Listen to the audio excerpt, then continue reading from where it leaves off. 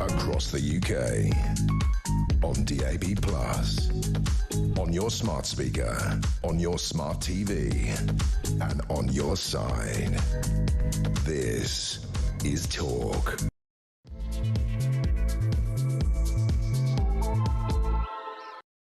Ah, there you are. Good evening, ladies and gentlemen. I believe I can use that expression now. I can now call a woman a woman.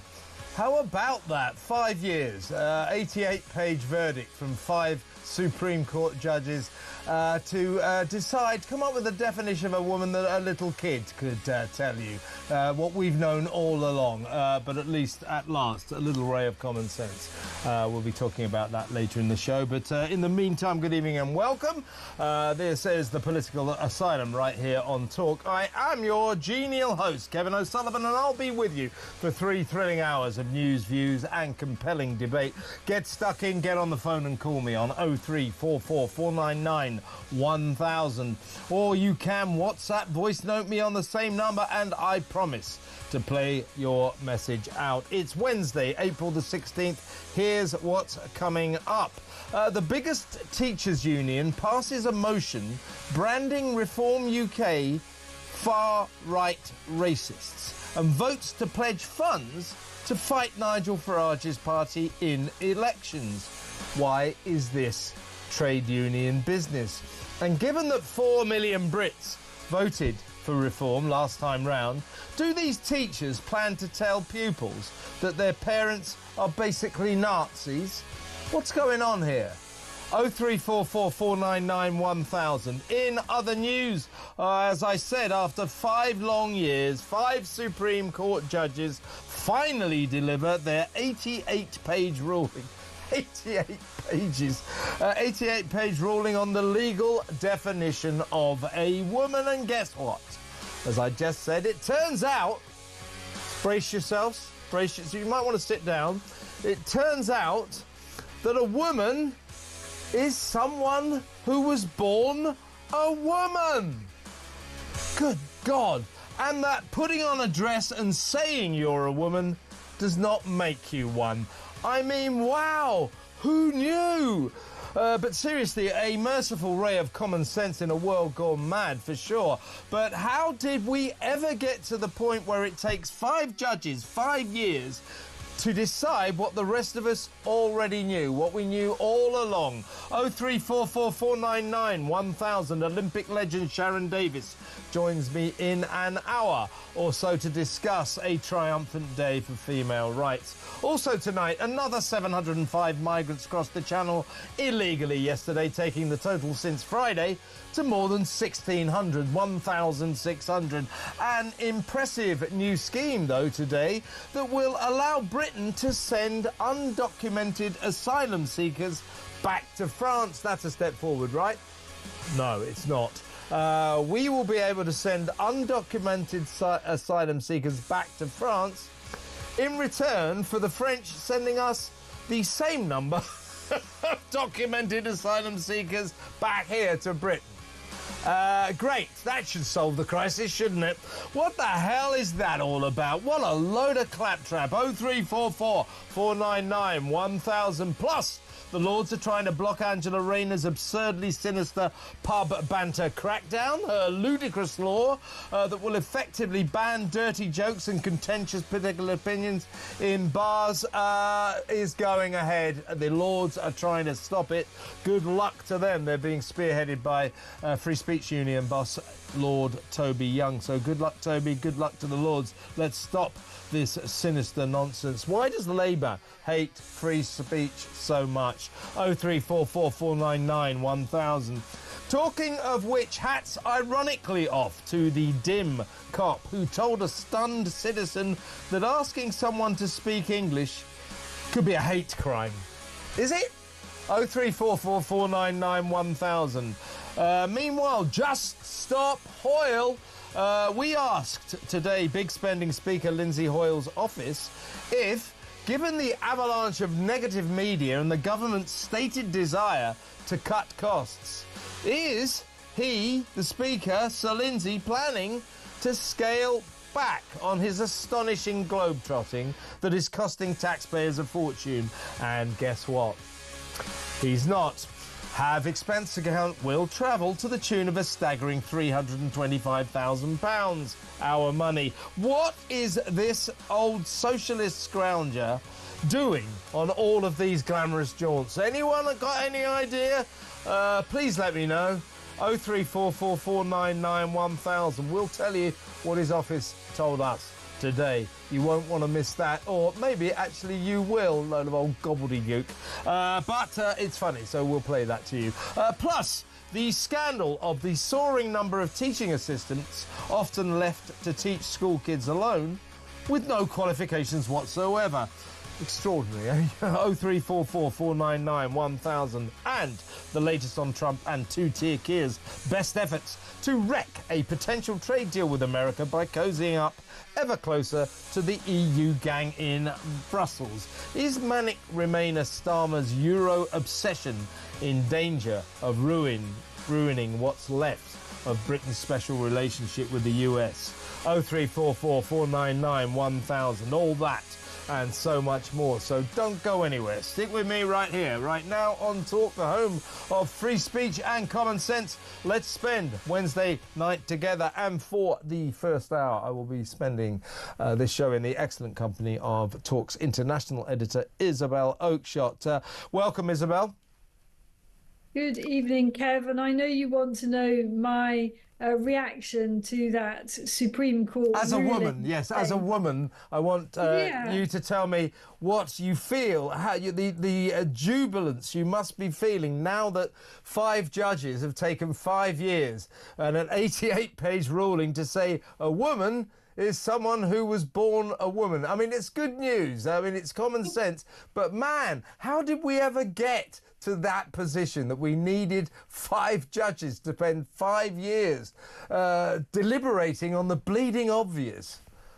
Well, it tells you a great deal about all the vested interests in this and the very, very shrill campaign and pressure groups, including, by the way, the Scottish government that's had its own very negative role to play in all of this, you know, trying to argue that those who simply decide that they're a woman and sign a bit of paper saying that they're reassigning themselves to be a woman should have the same rights as the rest of us. That has tied everybody in the courts in knots for all this time.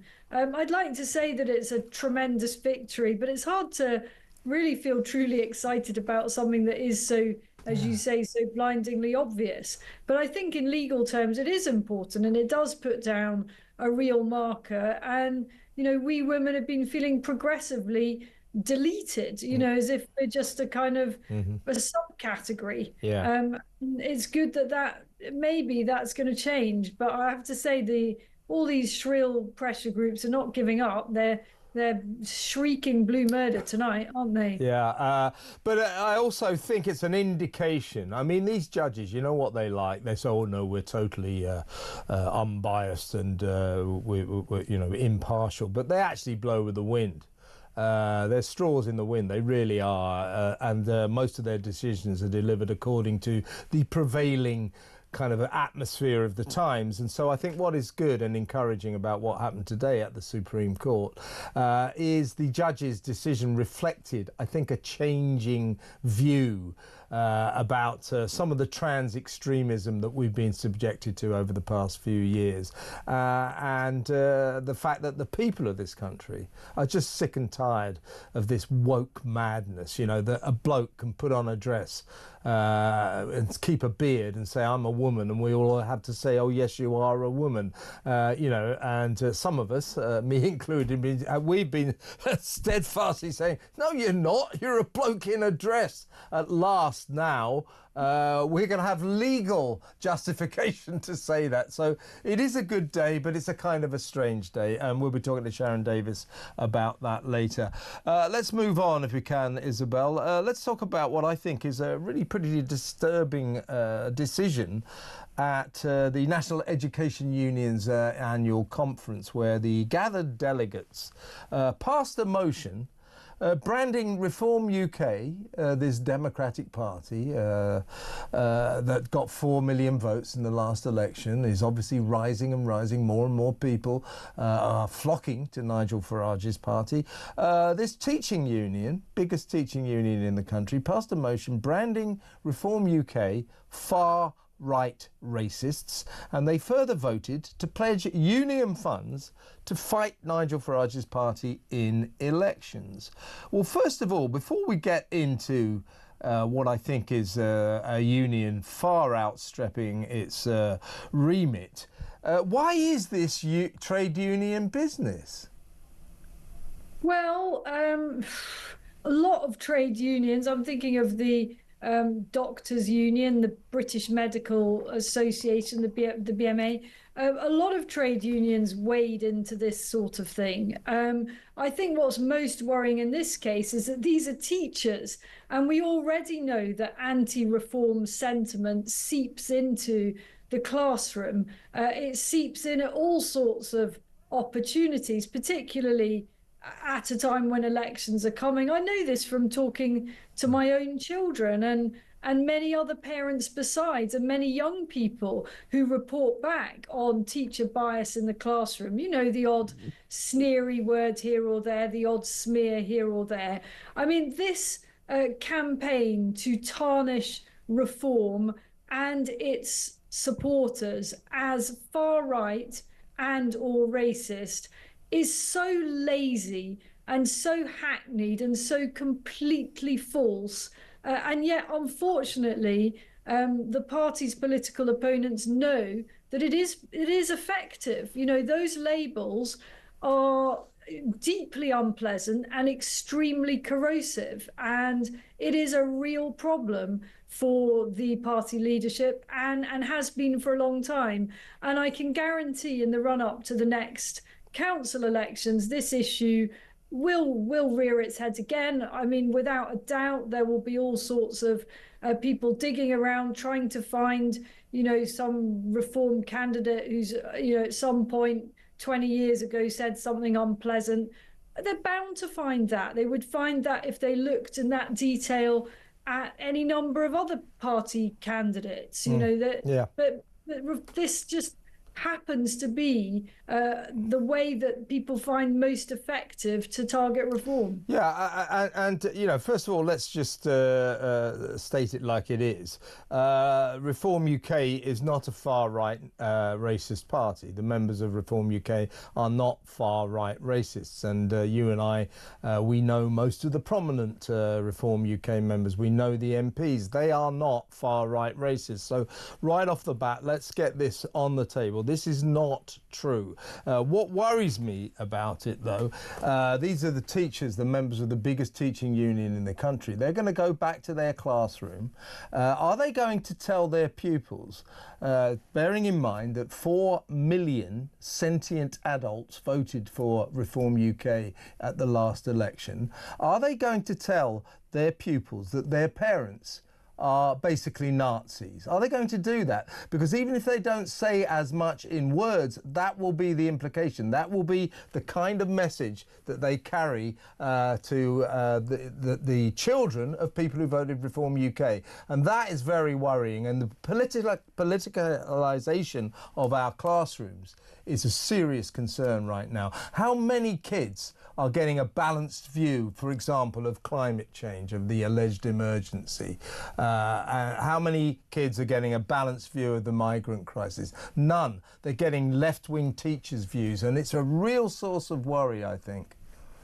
I really agree with you about this. And you know, as you say, you know, there are schools celebrating Refugee Day or Asylum Seeker Day, or, you know, the whole green thing, the net zero thing, is all through pretty much every school, as is celebration of Pride and any number of other left-wing causes. I would love to hear about classroom debates on immigration that give a different perspective, but I think that they're vanishingly rare because the teaching profession is institutionally rabidly left-wing. I'm sorry, that is the case. You know, it is shockingly left-wing, and it has got a lot worse in recent years. In the interest of balance, and I should say, you know, my partner is the deputy leader of Reform, so of course I'm very aligned with the party. But I would say that because Reform is the strongest party on immigration, and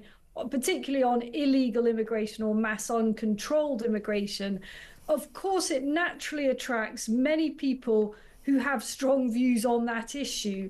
And on the fringes of those people, on those groups, there will be a handful of individuals who have unsavory views, but they have never been shared or endorsed by the leadership or by the vast majority of Reform supporters. But I think it is important to acknowledge why it is that Reform quite regularly is tarred with this brush, and that is because it makes such a theme of immigration, and that means there are a few people around the edges. Yeah, but it is the equivalent. You know, like Labour and Keir Starmer, one of the few things you can give him some credit for is he has done some pretty good work diminishing the anti-Semitism problem in the Labour Party. But there are still some serious Jew-hating anti-Semites in the Labour Party. We all know that. But that does not mean it would be fair for us, people like you and me, to take a big vote saying the Labour Party is a party of extreme Jew-hating anti-Semites. That's the equivalent of what has happened. You're always going to get, you know, renegades, you know, kind of pretty tricky people in political parties. That's the manner of that's the nature of the beast. But we must put this on the table. Reform UK are not far-right racists. It's an untrue allegation, but as you say, it's damaging. And what is worrying is that these moronic teachers actually do believe it, and they're going to take a message back to their kids. So let me ask the audience, you know, does this concern you? Perhaps your Reform UK voters, your kids are going off to school, their teachers are going to tell your kids that you're Nazis. Your thoughts, please. 03444991000. When we come back, we're going to be talking about the migrant crisis again. Isabel, 705 came over yesterday, but there is a new pilot scheme that you will not believe. It's going to allow us to send migrants back to France. That sounds good, doesn't it? You wait until you hear the sting in the tail. Stay tuned for that.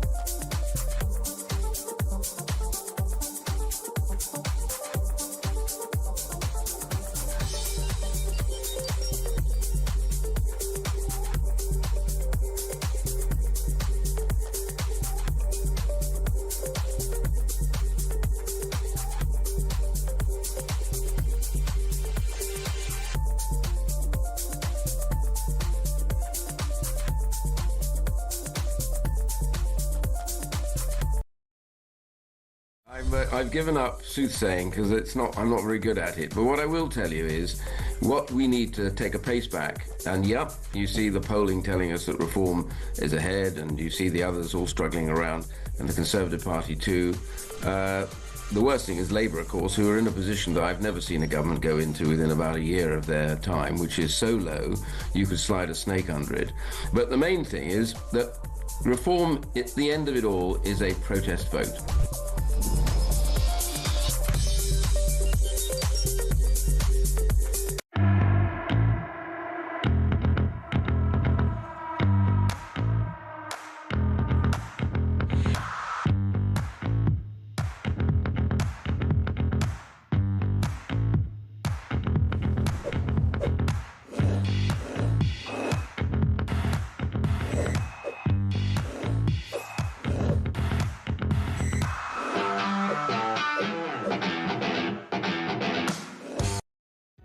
Across the UK, on DAB+, on your smart speaker, on your smart TV, and on your side.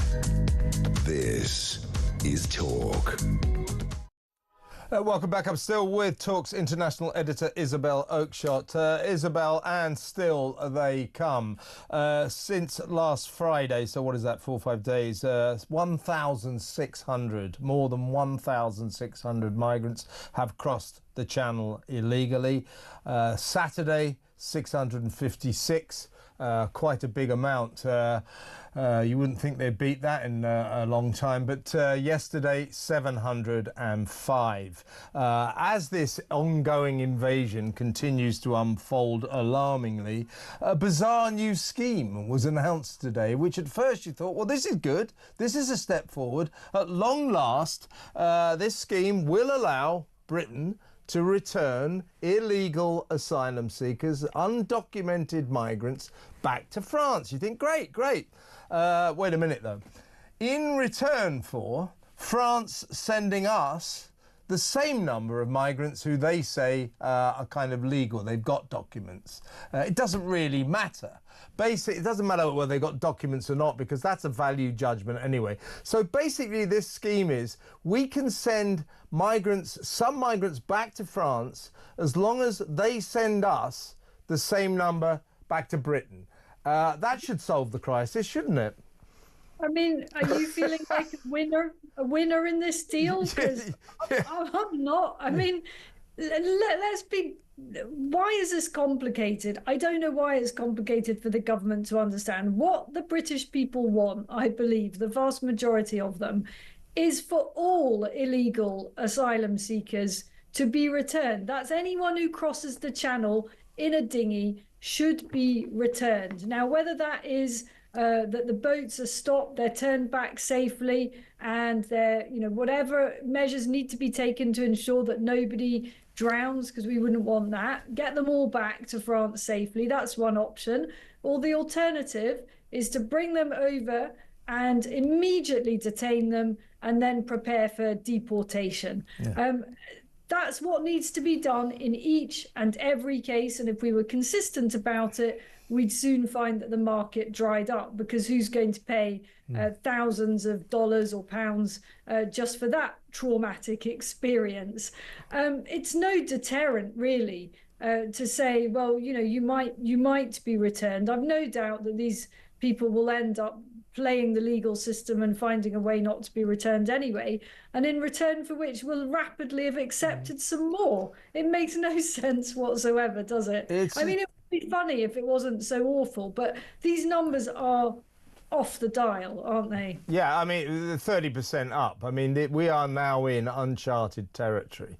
As I say, we always knew, I mean, this happens every year, to be fair, when the summer months approach, and when we get to spring and the weather gets better and conditions on the channel are calm and benign, more and more migrants come over. So yes, the summer you get more, but not normally this many. As I say, I think it was 180 on Friday, 656 on Saturday. Funnily enough, they had a day off, I think, on Sunday. But anyway, yesterday, 705. These are huge numbers, and it's getting worse. And we have to come back to our perennial point, our perennial question: what the hell is this government doing about it? I mean, striking that useless deal. Hey, we'll swap you some migrants for your migrants. It's just a swapsy deal. That's all it is. It's ridiculous. And by the way, it's supposed to be, oh, well, the French will only send us documented asylum seekers, people who've got family here already, those kind of liggers, to be honest with you. You know, they're all scrounging the scheme as well. But, you know, who's going to decide that? You know very well that when these asylum seekers turn up from France, we'll look at their documents and go, this person isn't legal at all. You know, France is not exactly a good actor in its relationship with us when it comes to the migrant crisis, is it? So this scheme is ridiculous, doesn't mean anything, just swap a few migrants. Here's a handful of migrants. Oh, here's a handful of ours. Big deal.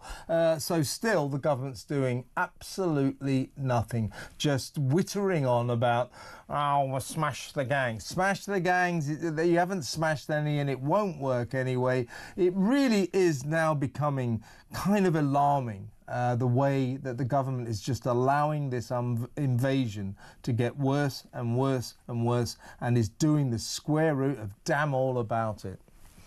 This is a national security emergency and it should be declared as such, and that would give us more leeway to do what needs to be done.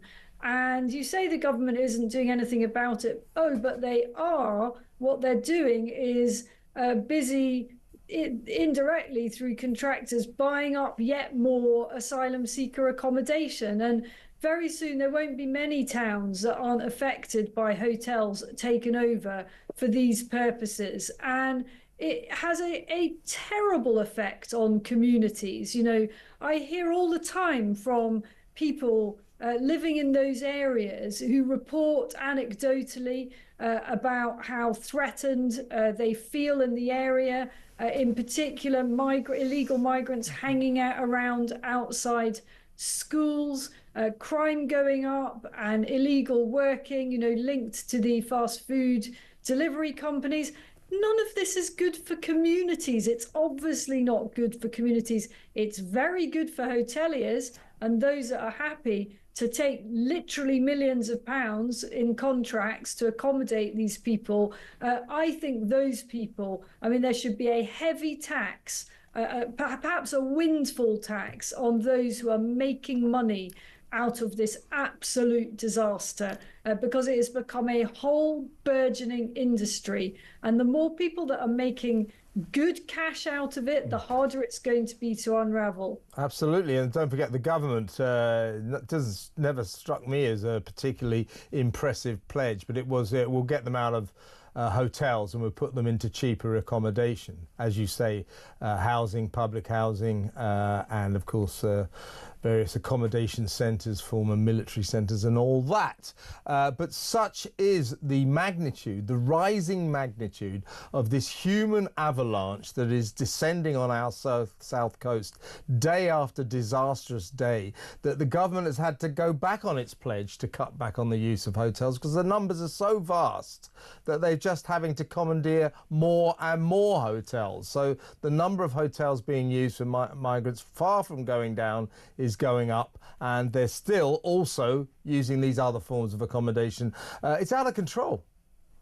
Well, if these hoteliers and the companies that own these hotels had any ethics, and they would refuse to get involved in this, and there have been cases of honourable hotel owners who have said, you know what, I've been offered a vast amount of money to do this, and you know what, I am just not going to do it. And all credit to them. But those who are feeding off it, they are also parasites. They are feeding off the disintegration of our communities, the erosion of our national identity, and all sorts of other problems besides. And it is immoral, and they should be taxed for it heavily. Yeah, it really is bad. I mean, don't forget, in a lot of these rural towns and villages and stuff, the local hotel is like the hub of the community.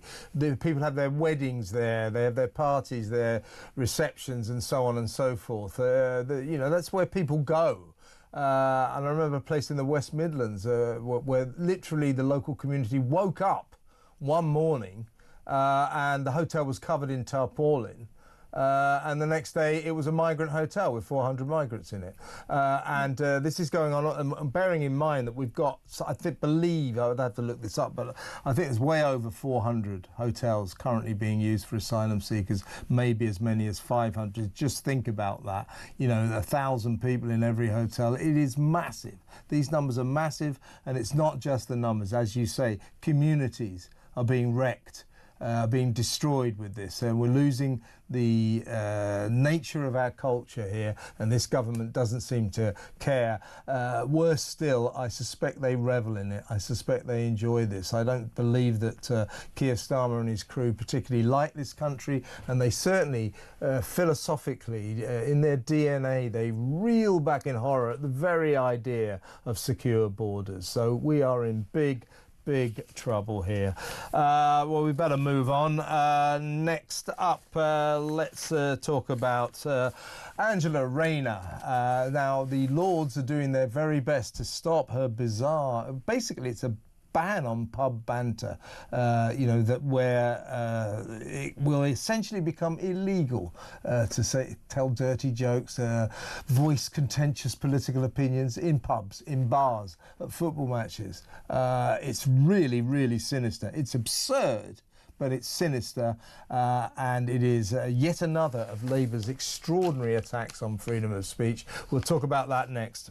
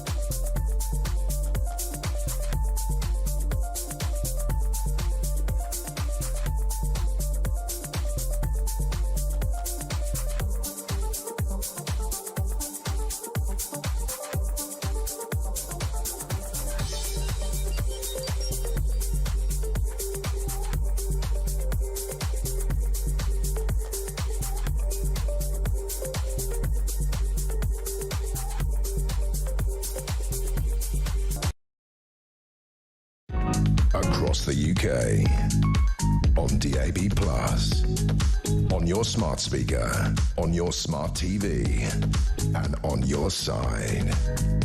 This is Talk. Welcome back. I'm still with Isabel Oakeshott, Talk's international editor. Isabel, before we get to Angela Rayner's somewhat sinister pub banter crackdown, which is astonishing, extraordinary, and let's hope the Lords succeed in knocking it down. We'll talk about that in just a second. But I just wanted to run this by you. You know, we've got this government, particularly Rachel from Accounts. We've got to save money, cut costs.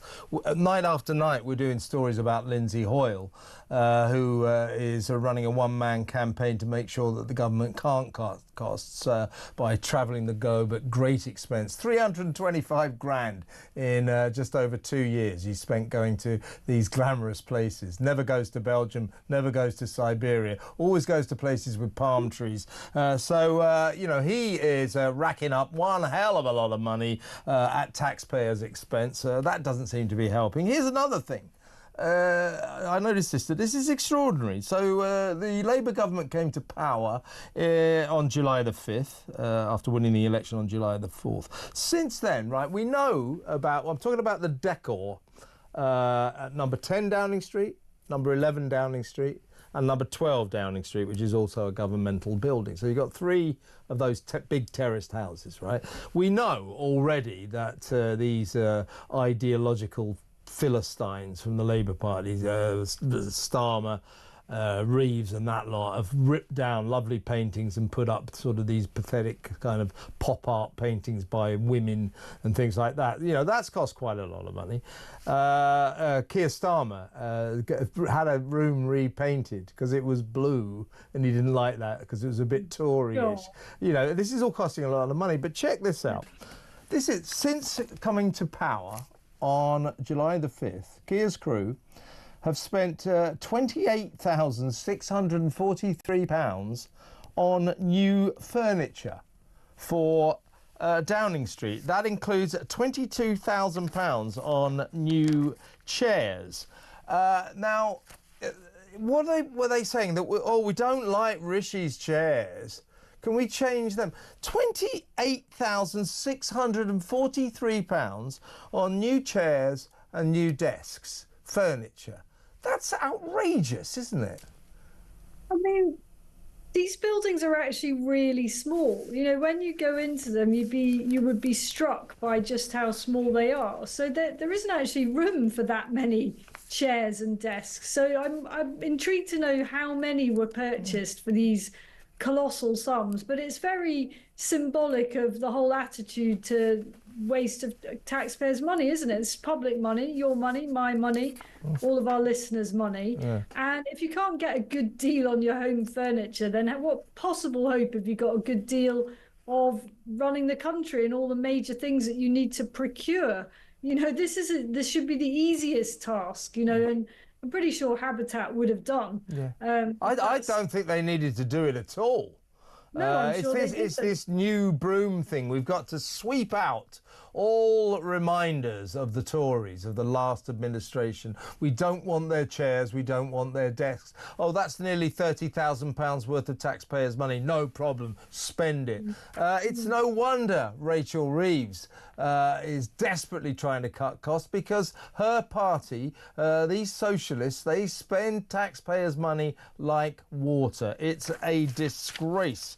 Now, let's move on, though, to Angela Rayner's Worker Protection Act. Now, this is the act that made a lot of headlines not so long ago, because, in effect, it will allow employees in pubs and bars and restaurants to sue their bosses if customers, boozers at the bar or diners at the restaurant tables, say something offensive, come up with what the staff consider to be offensive political opinions, you know, I don't know, trans stuff, you know, anything that they decide is offensive, dirty jokes, nasty remarks, contentious political opinions, anything that upsets them, they'll be able to sue the boss and say, you know, I want 50 grand.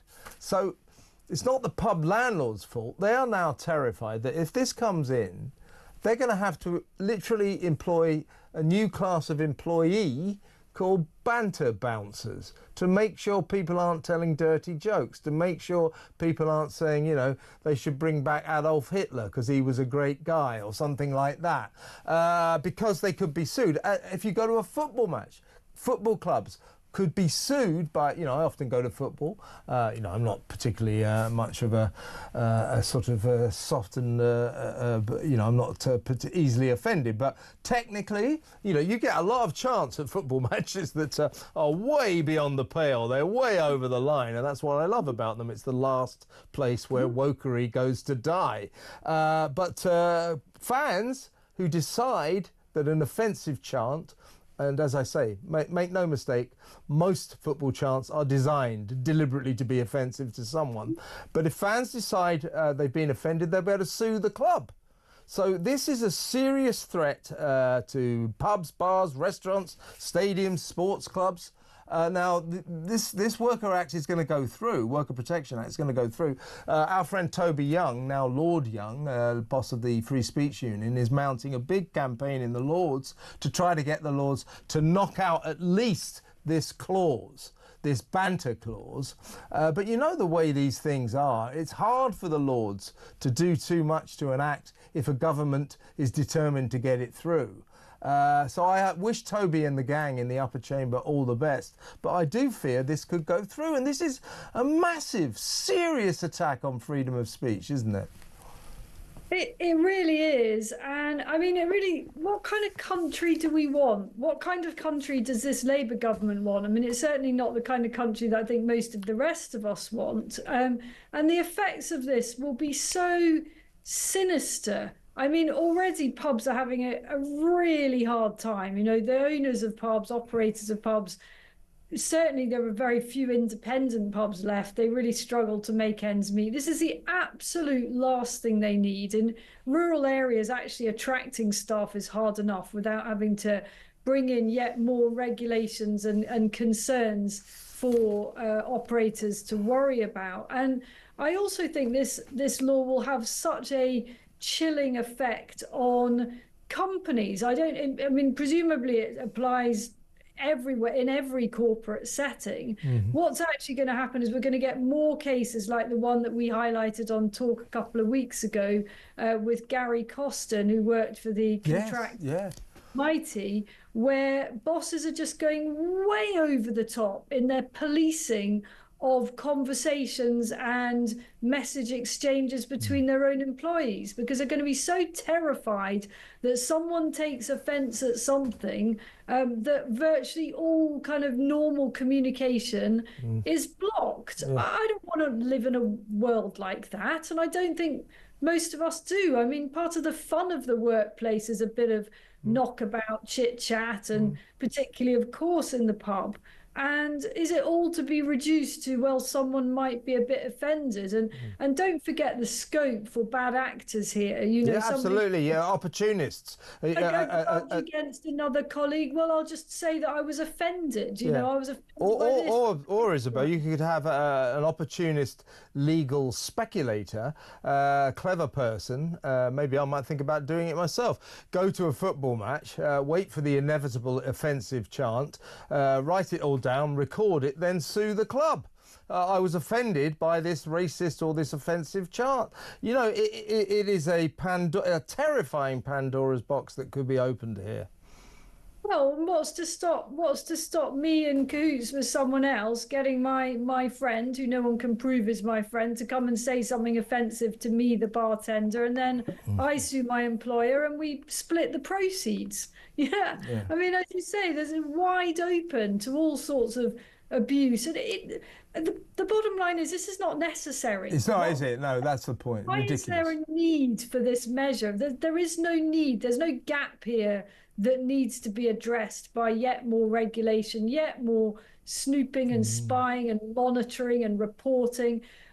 You know, the culture that we saw during COVID of people reporting on each other, you know, phoning the police to shop their neighbours, I hope that would end with COVID.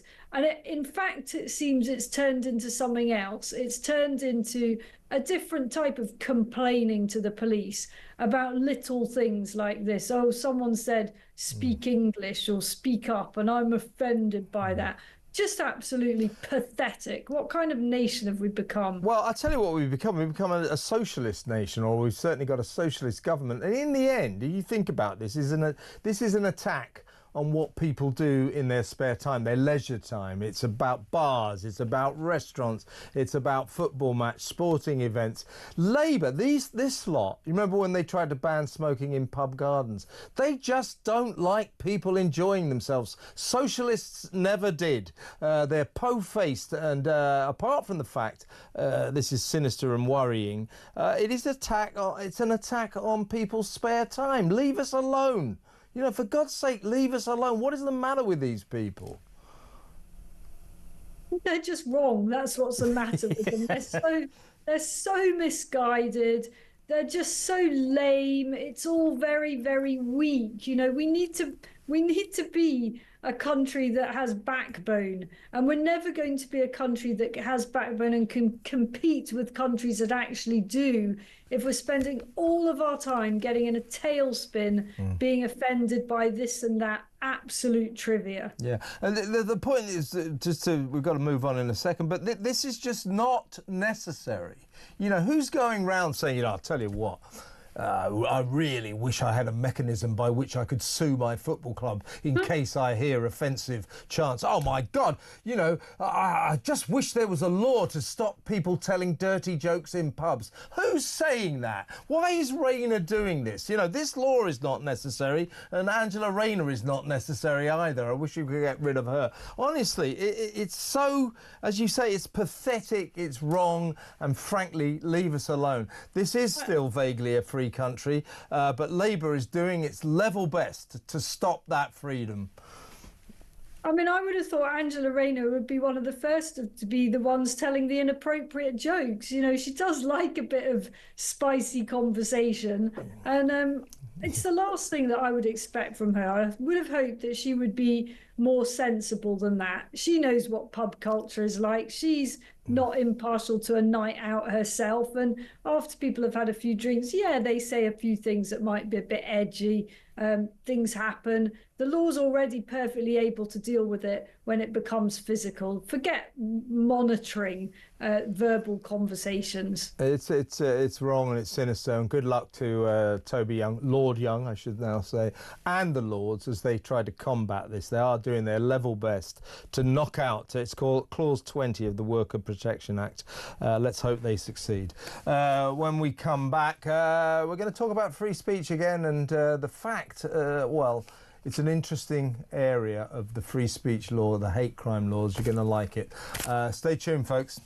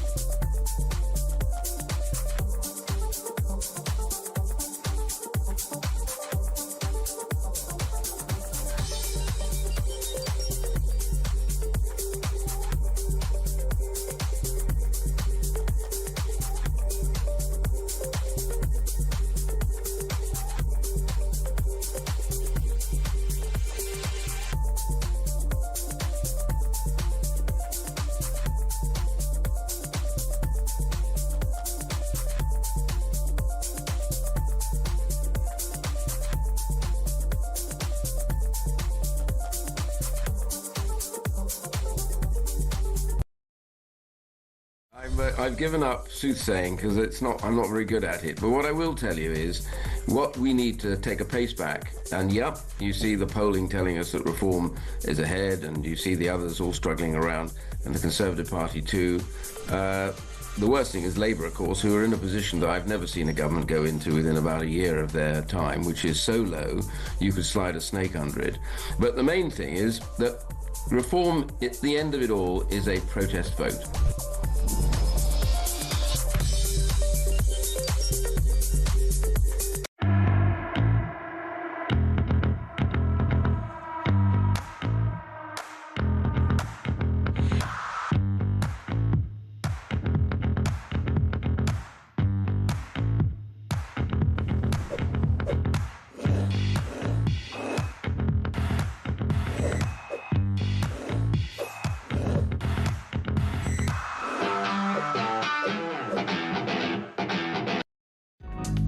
across the UK.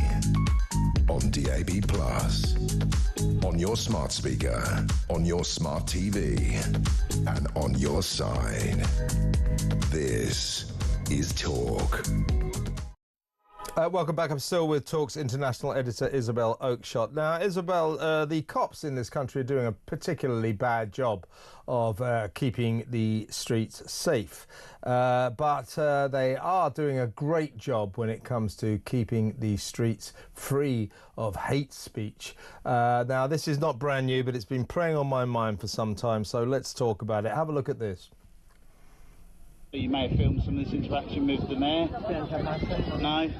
Because if you do, that would be really handy for us. But apparently during some conversations between yourself, apparently you have alleged, we weren't here, so I don't know you've said it, but you've alleged to say, speak English? Or was that effect? Speak clearly.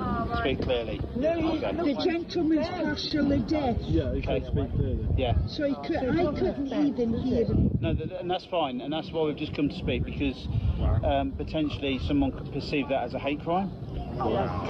Didn't we just know this was going to happen? No, people, you know, if someone says to me, officer, I believe this, then we need to look at it, because someone's potentially reporting to me as a police. Well, it's good, Isabel, to know that that copper's lobotomy was completely successful, his brain bypass operation. But seriously, this was a guy in Cambridgeshire who apparently is partially deaf. And they tried to say, he said, but basically the cop said, he was having a conversation with someone who clearly wasn't English, and he said, speak English. The copper said that's potentially a hate crime. I mean, what is going on? I mean, come on. Yeah, I was sent the full video of this incident. I think it took place on Saturday, and I listened and watched with absolute disbelief that the police were wasting anyone's time, and especially their own, indulging this absolute nonsense. I mean, even if I believe that the person who speak English or speak clearly was directed at is British, but so what? It doesn't matter. I don't care whether they said speak English, speak French, speak Swahili, whatever it was. It's not a hate crime. It's just part of a robust exchange, or indeed simply a quest to understand what the person is saying. And in this case, I won't go into the context of it because we're in run up to local elections and we're bound by some restrictions. This was purely political. This was somebody trying to use this pathetic little law to get at another political party. And I believe that was a community police officer. I'm sure, I'd like to think anyway, that he himself was mortified. I thought he was rather into it. I thought he was worryingly into it. This is what worries me, that woke policing, wokery in the police force has brought us to this point where you have sentient coppers who actually think they're doing a good job here. They're keeping the peace. I'm sorry, if you said speak English, that's potentially a hate crime. That could be a hate crime. I mean, is he serious? Is he serious? I don't want coppers on the streets who don't see that is bizarre, absurd, and actually pretty sinister as well. It's really frightening. I totally agree with you. As I say, that we've only shown a small clip of the video there. That whole exchange went on for many, many, many minutes. And in my view, the police officer there, or community support, or whatever it was they were, could quite easily have said, look, folks, this is a complete nonsense. Grow up, you know, whether he said speak English or whatever it was he said. I've no time for this. There's actual shoplifting going on. It's crime to deal with, yeah.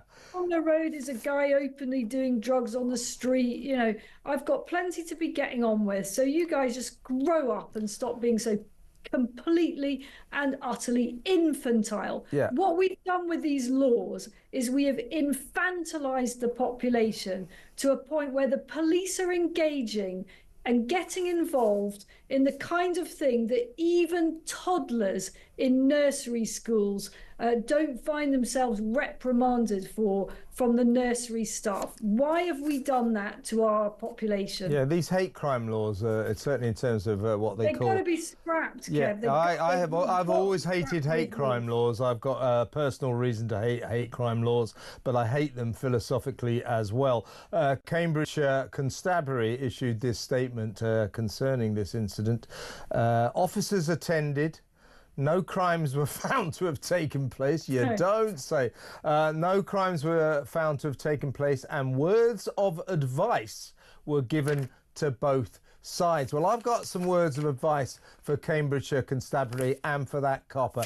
Don't do that again. It's pathetic. It's pathetic. We're not children, and nor are you. Honestly, this nonsense has got to stop, don't you think?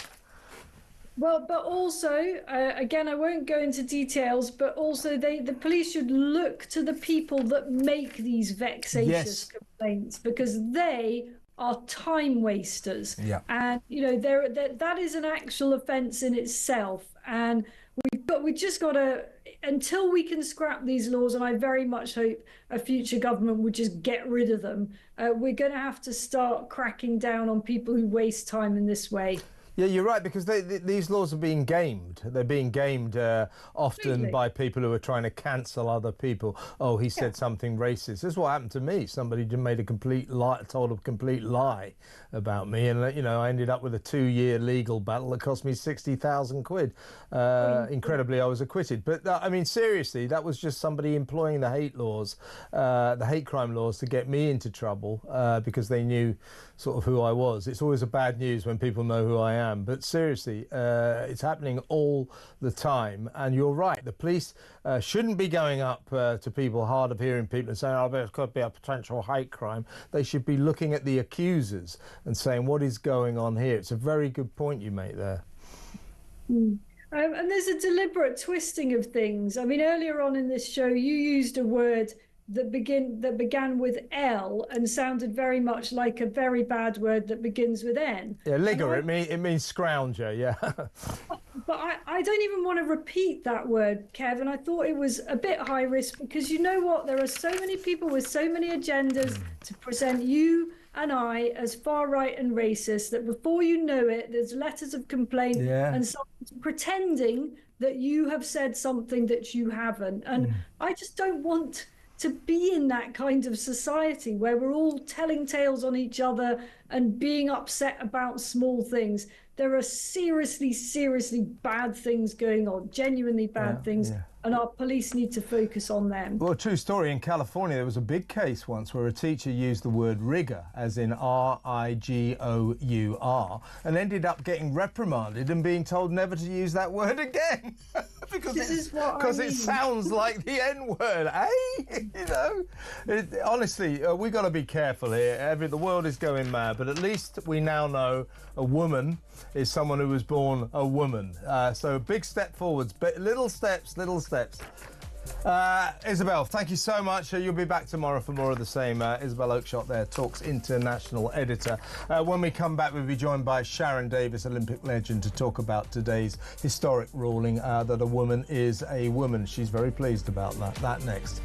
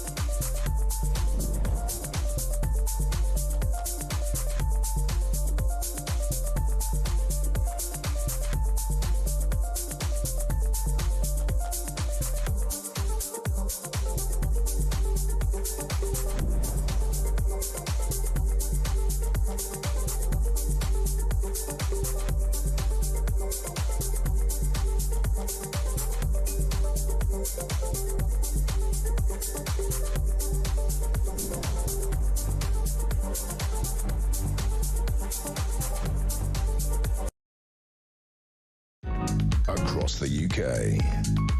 On DAB+, on your smart speaker, on your smart TV, and on your side. This is...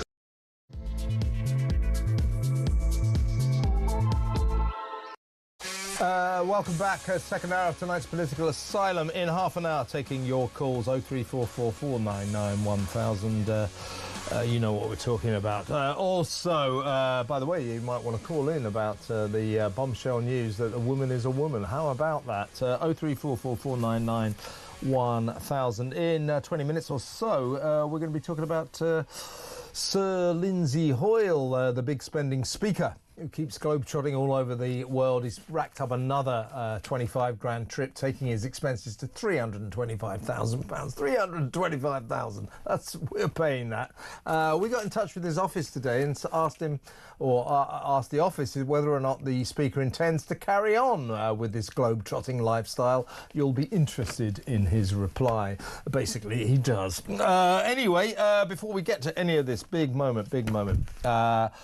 Well, as I say, you have to refer to what happened today at the Supreme Court as an historic judgment that the 5 Supreme Court judges, after 5 years, decided that to be legally classified as a woman, you have to have been born biologically female. So basically, it took 5 years, 5 judges, 88-page ruling judgment to say what we already knew, that women are women. Women are born women, and you can't just put on a dress and say you're a woman. That doesn't make you a woman.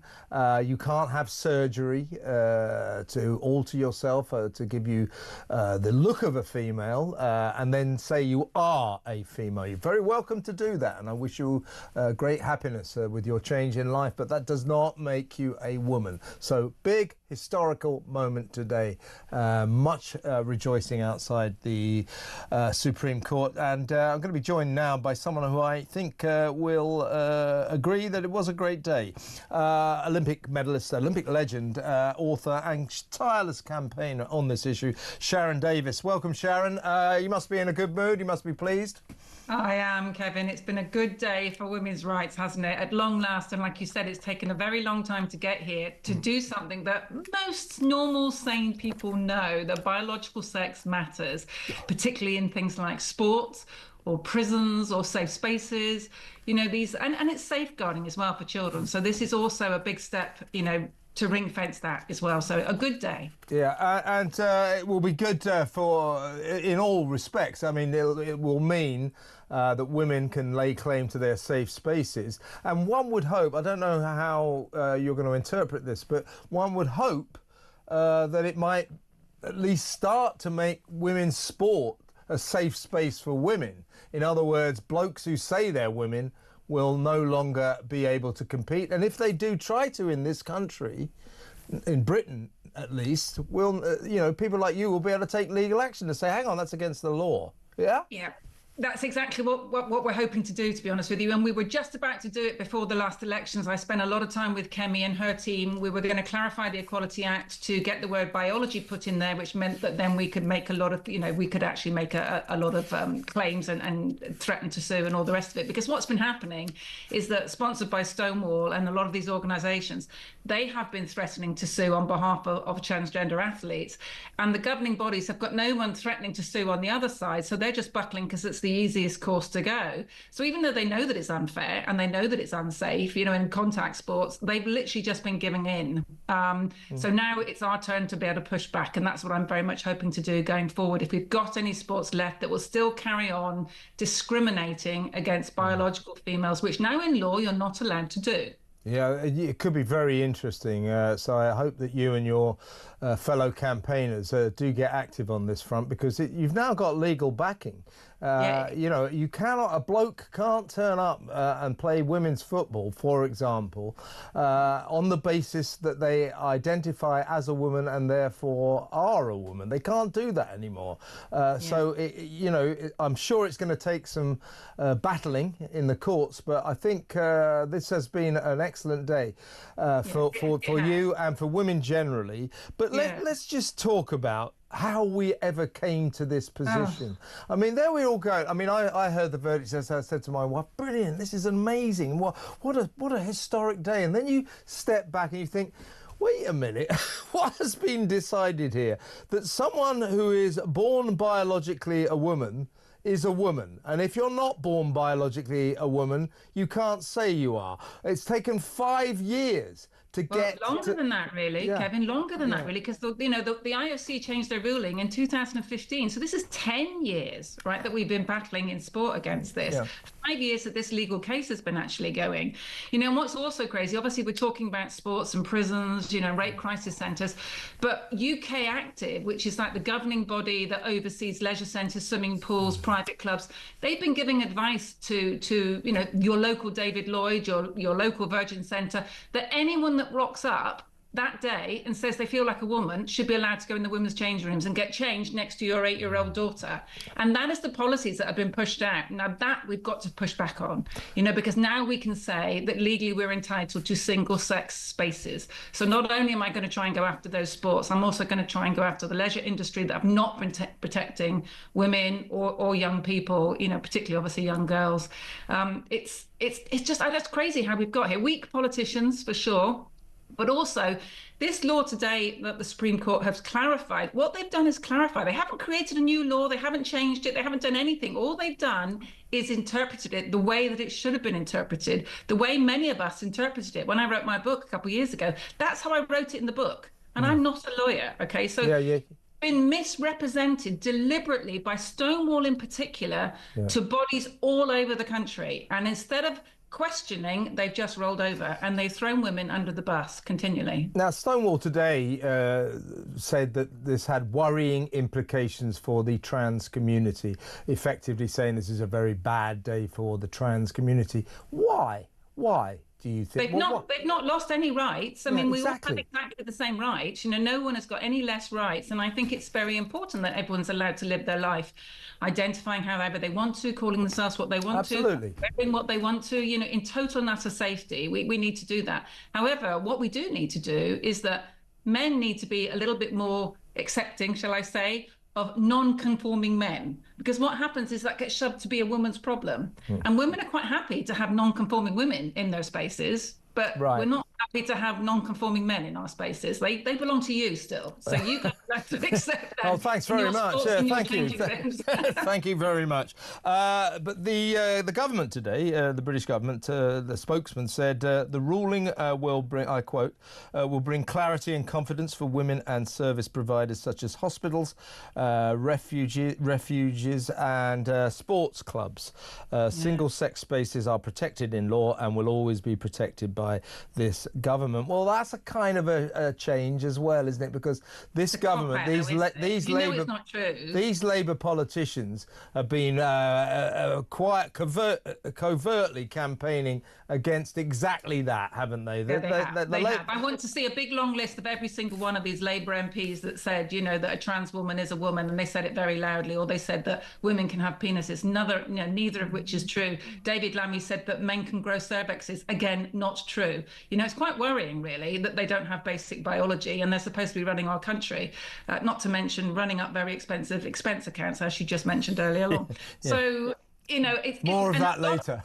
I know, and a lot of public money has been wasted on this. That's the other thing as well. If you think about the court cases that at the moment that are going through the courts for both the Darlington nurses and obviously, Peggy up there in Fife, that's been made to change with a male doctor.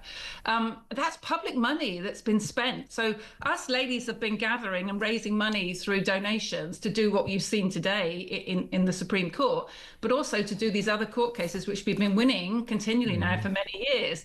But it's public money that's being used to fight us. Yes.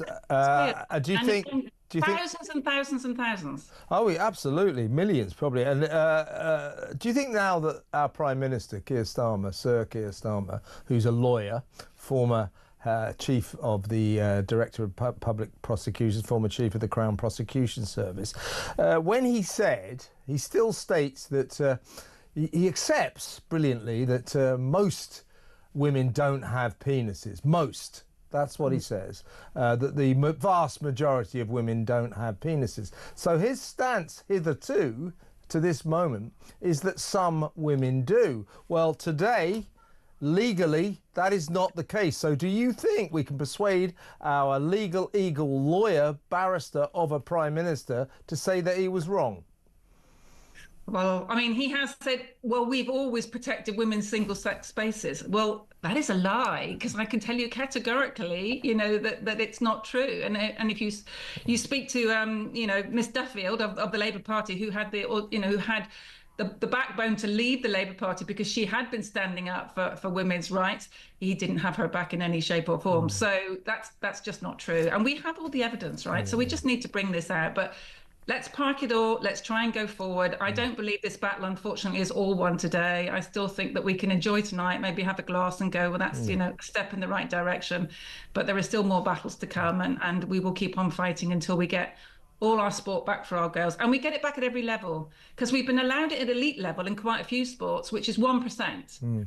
But grassroots, pathways, junior and recreational, they've just thrown them to the wolves in lots of sports and said, no, you're not entitled. And what I never understood is how could they go, well, you're good enough to have fair and safe sport, but you lot over here are not good enough to have fair and safe sport.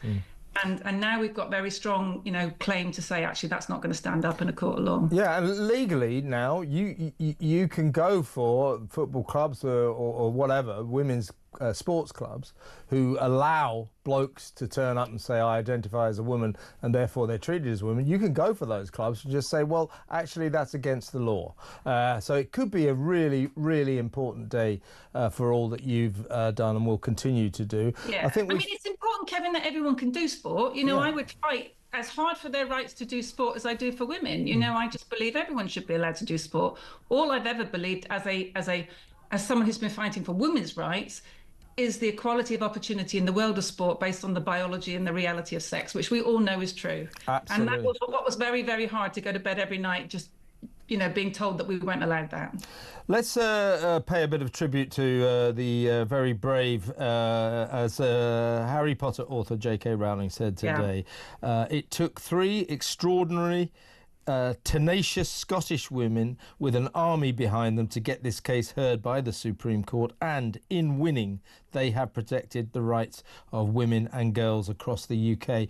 This is a group called For Women Scotland, and their founder today, their co-founder today, Susan Smith, said, today the judges have said what we always believed to be the case, that women are protected by their biological sex. Sex is real, and women can now feel safe that services and spaces designated for women are for women, and we are enormously grateful to the Supreme Court for this ruling. So those brave women, those tenacious women, deserve our praise and admiration. Absolutely. Don't they? Yeah, and Sex Matters, and LGBT Alliance. There's quite a few amazing groups out there that have worked really hard. There's numerous women out there that have put their hands in their pocket, and men, and we've had lots of fantastic male supporters as well.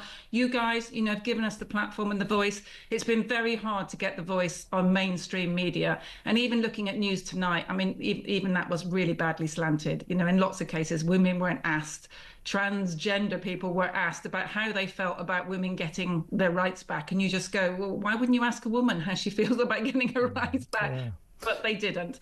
It is, it's painfully difficult, but we are winning slowly. I'll tell you what this is also a victory for. This is a victory for all people. I include myself, and I know you as well, for all people who don't like sexism against women, because that's what this is all about. It is so sexist to not use the word women, or, when you're talking about pregnancy, those words are rude, aren't they? They are really, really rude, and it never gets used against men. Yeah, so exactly. The loss of our words was only aimed at women. That those sort of loss of those words never happened to men. So that's why I say that this movement has been a very misogynistic movement. It's been a movement aimed very much at women losing their rights, their opportunities.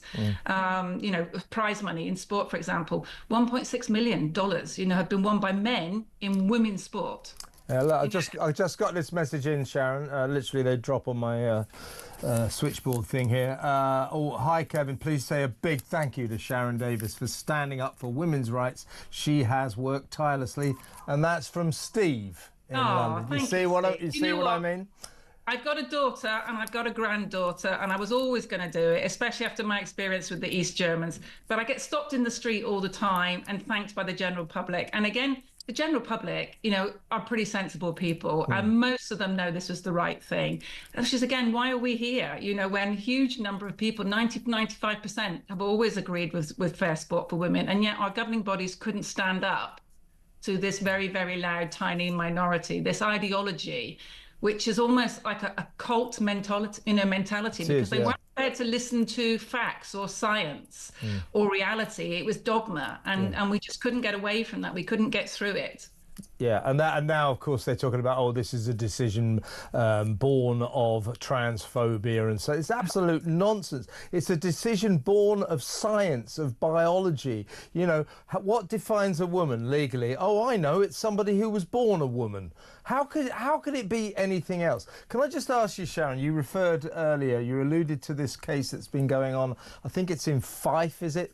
The Peggy and the trans doctor who wants to invade women's spaces. Now that case is still going on, and it looks as if the odds were slightly stacked against Peggy. Peggy being a female nurse who didn't like this trans doctor, this bloke in a dress, coming into the female spaces, complained, ended up getting suspended. That case is going through a tribunal now. I believe we're looking forward to some kind of verdict by about July, but surely this decision today will deeply affect that, won't it? Yes, absolutely. I mean, I think we always felt that it was going in the right direction. However, this is going to be, sort of signed and sealed, really, because this male doctor didn't even have a gender recognition certificate. It was totally self-identification.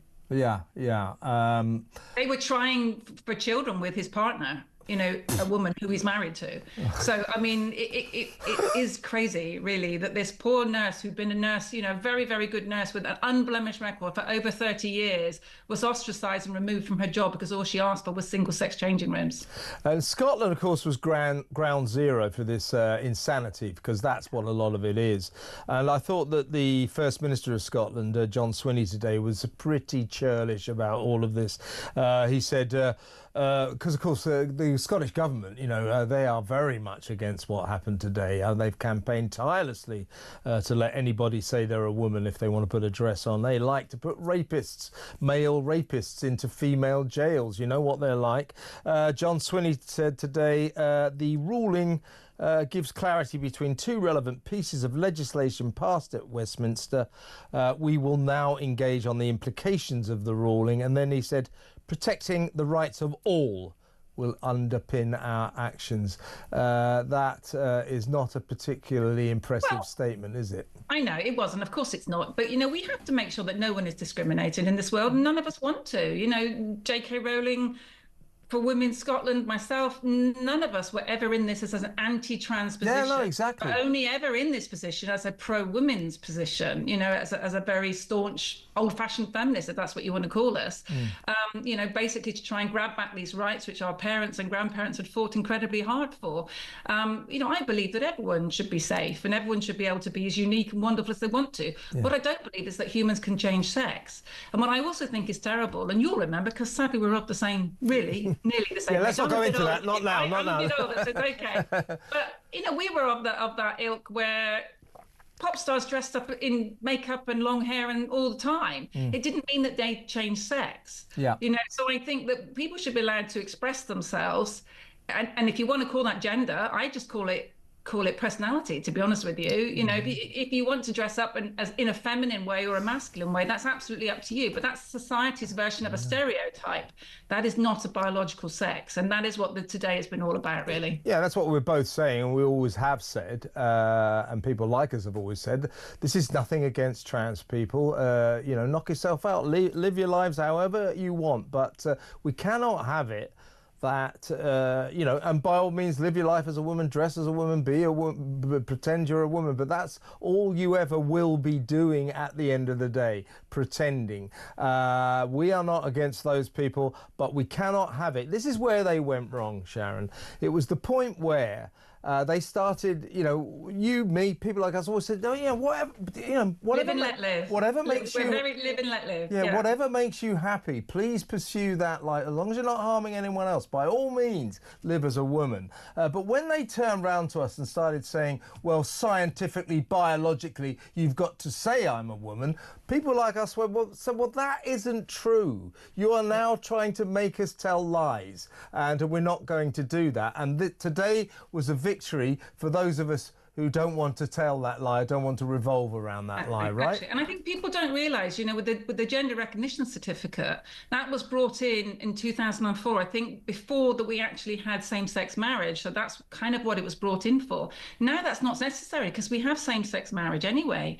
So a lot of these rules are sort of not just kept up with time, in the changing of laws that are around it. So I think there'll probably be a revisit of the Equality Act and certainly a revisit of the Gender Recognition Certificate Act. And we'll have to try and find a better and more clarified way to do it. But it absolutely must be based on reality, because you cannot make laws that are based on feelings because everyone has different levels of feelings. It's the same way as basically, bringing in these ridiculous laws about being offended.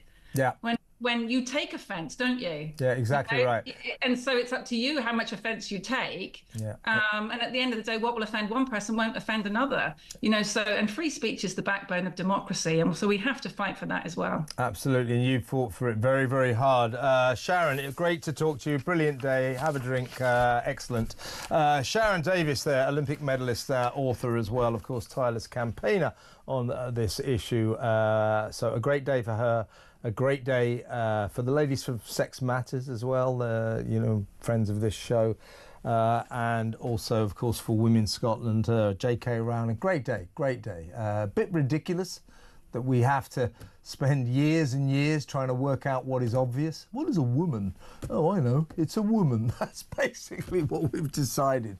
Bit ridiculous, but an important day. Let me know what you think. 0344 499 1000. Next up, Just Stop Hoyle. We're going to talk about Lindsay and his love for travel next. Stick around.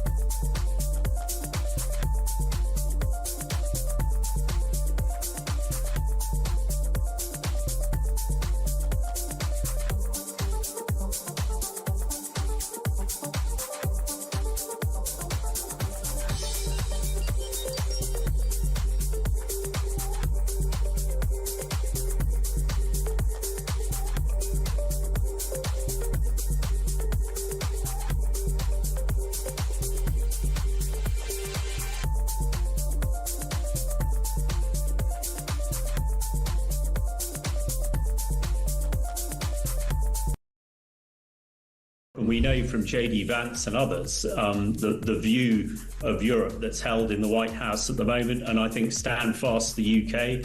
I think Trump's view of Europe is pretty dim as well. But to allow it to influence his thinking in such an important thing of war and peace in Europe, it is pretty shocking. And I suppose the final thing here, Julia, as you've alluded to, he is trying to do a deal. Unfortunately, deals in real estate are different from deals in peace and war. Who knew?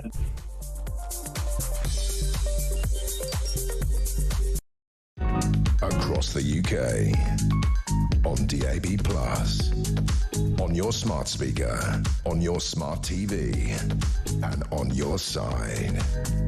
This is Talk.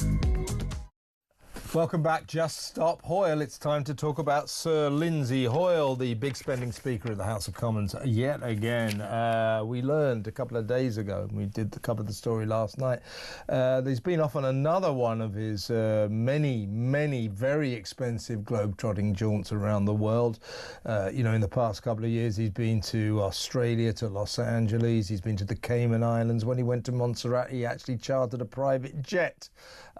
He's been to Malaysia. He's been all over the shop, all over the place, always flying first or business class, always staying in very exclusive, expensive hotels, some of them at £900 a night, that sort of thing, hiring chauffeur-driven limousines, thousands of pounds worth, taking his staff with him, taking his wife with him sometimes.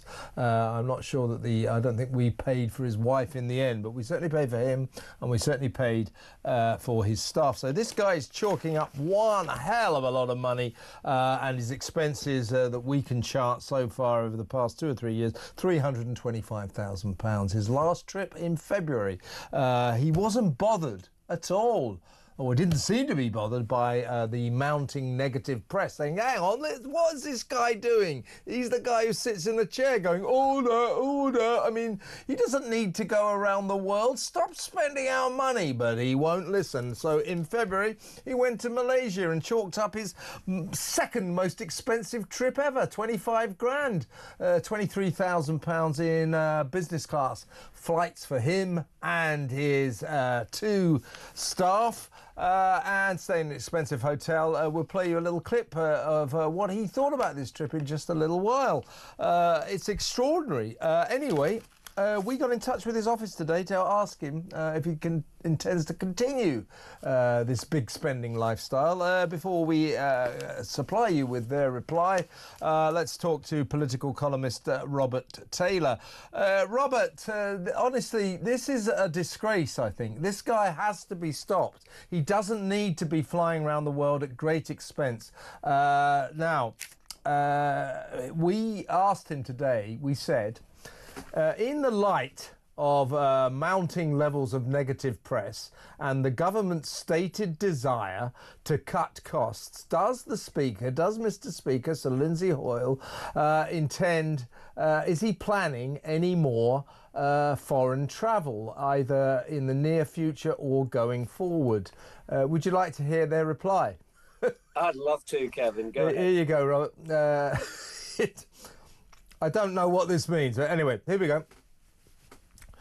Interparliamentary work is a platform for sharing knowledge and best practice between parliamentarians and parliamentary officials from a range of legislatures, fostering international collaboration on global themes such as safeguarding democracy, MP security and Ukraine. All interparliamentary activity is assessed and planned on a case-by-case basis and seeks to ensure value for money is balanced with business needs and security requirements. I have no idea really what any of that means, but value for money, is he joking? Well, it's just obfuscation, isn't it? It's just words to conceal the truth, which is, it seems to me, there is no benefit to Britain. What I'd love Lindsay Hoyle's office to come out with is a genuine benefit to Britain and the British taxpayer, who's funding all this junket to Malaysia, to Italy, to Australia. Just one benefit to us of what is really happening. If we got that, we would have some understanding. But there is none. We've just got words and obfuscation. Yeah, we've got to have better than that. Yeah, he's enjoying himself. He's gallivanting around the world at great expense, staying in the best hotels, chauffeur-driven limos, chartered private jet in Montserrat, and so on and so forth. And I think it was last week he said, well, the reason I have to do this is I have to go around the world speaking truth to power. Do me a favour. This is. Have a look at this, Robert. This is when he went to Malaysia recently in Kuala Lumpur for a £25,000 trip. I think it was only 2 or 3 days. And here he is sort of justifying this trip. Can I just say how wonderful it is to be back in Malaysia?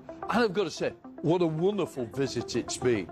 The fact I came here, I've been to the Parliament, meeting both speakers, meeting the chairs of the Select Committee, talking about democracy. And that's what matters, about my role and the Speaker's role here, and how we can share the best information by working together. And that's what it's about. It's about Commonwealth countries coming together.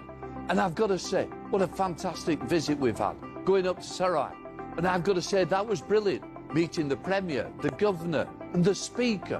What a wonderful visit that was. And then to come back and to be able to go to see those who gave their all when they lost their lives in the war, to be able to lay a wreath to the people who laid down their lives for our futures and our democracies. And the fact there was a link from that cemetery, somebody from my village back in Lancashire, Adlington in Lancashire, who died, who lay in that cemetery. So I've got to say, this has been a great visit, a positive visit, and a big thank you to the staff at the High Commission. And it was wonderful to do the question and answers with them. And that's what it's got to be. It's about making me accountable for the job I've got. So can I say thank you to all for making the visit happen. It's been a wonderful experience. I go back with great memories that I will always treasure. What a pile of cobblers.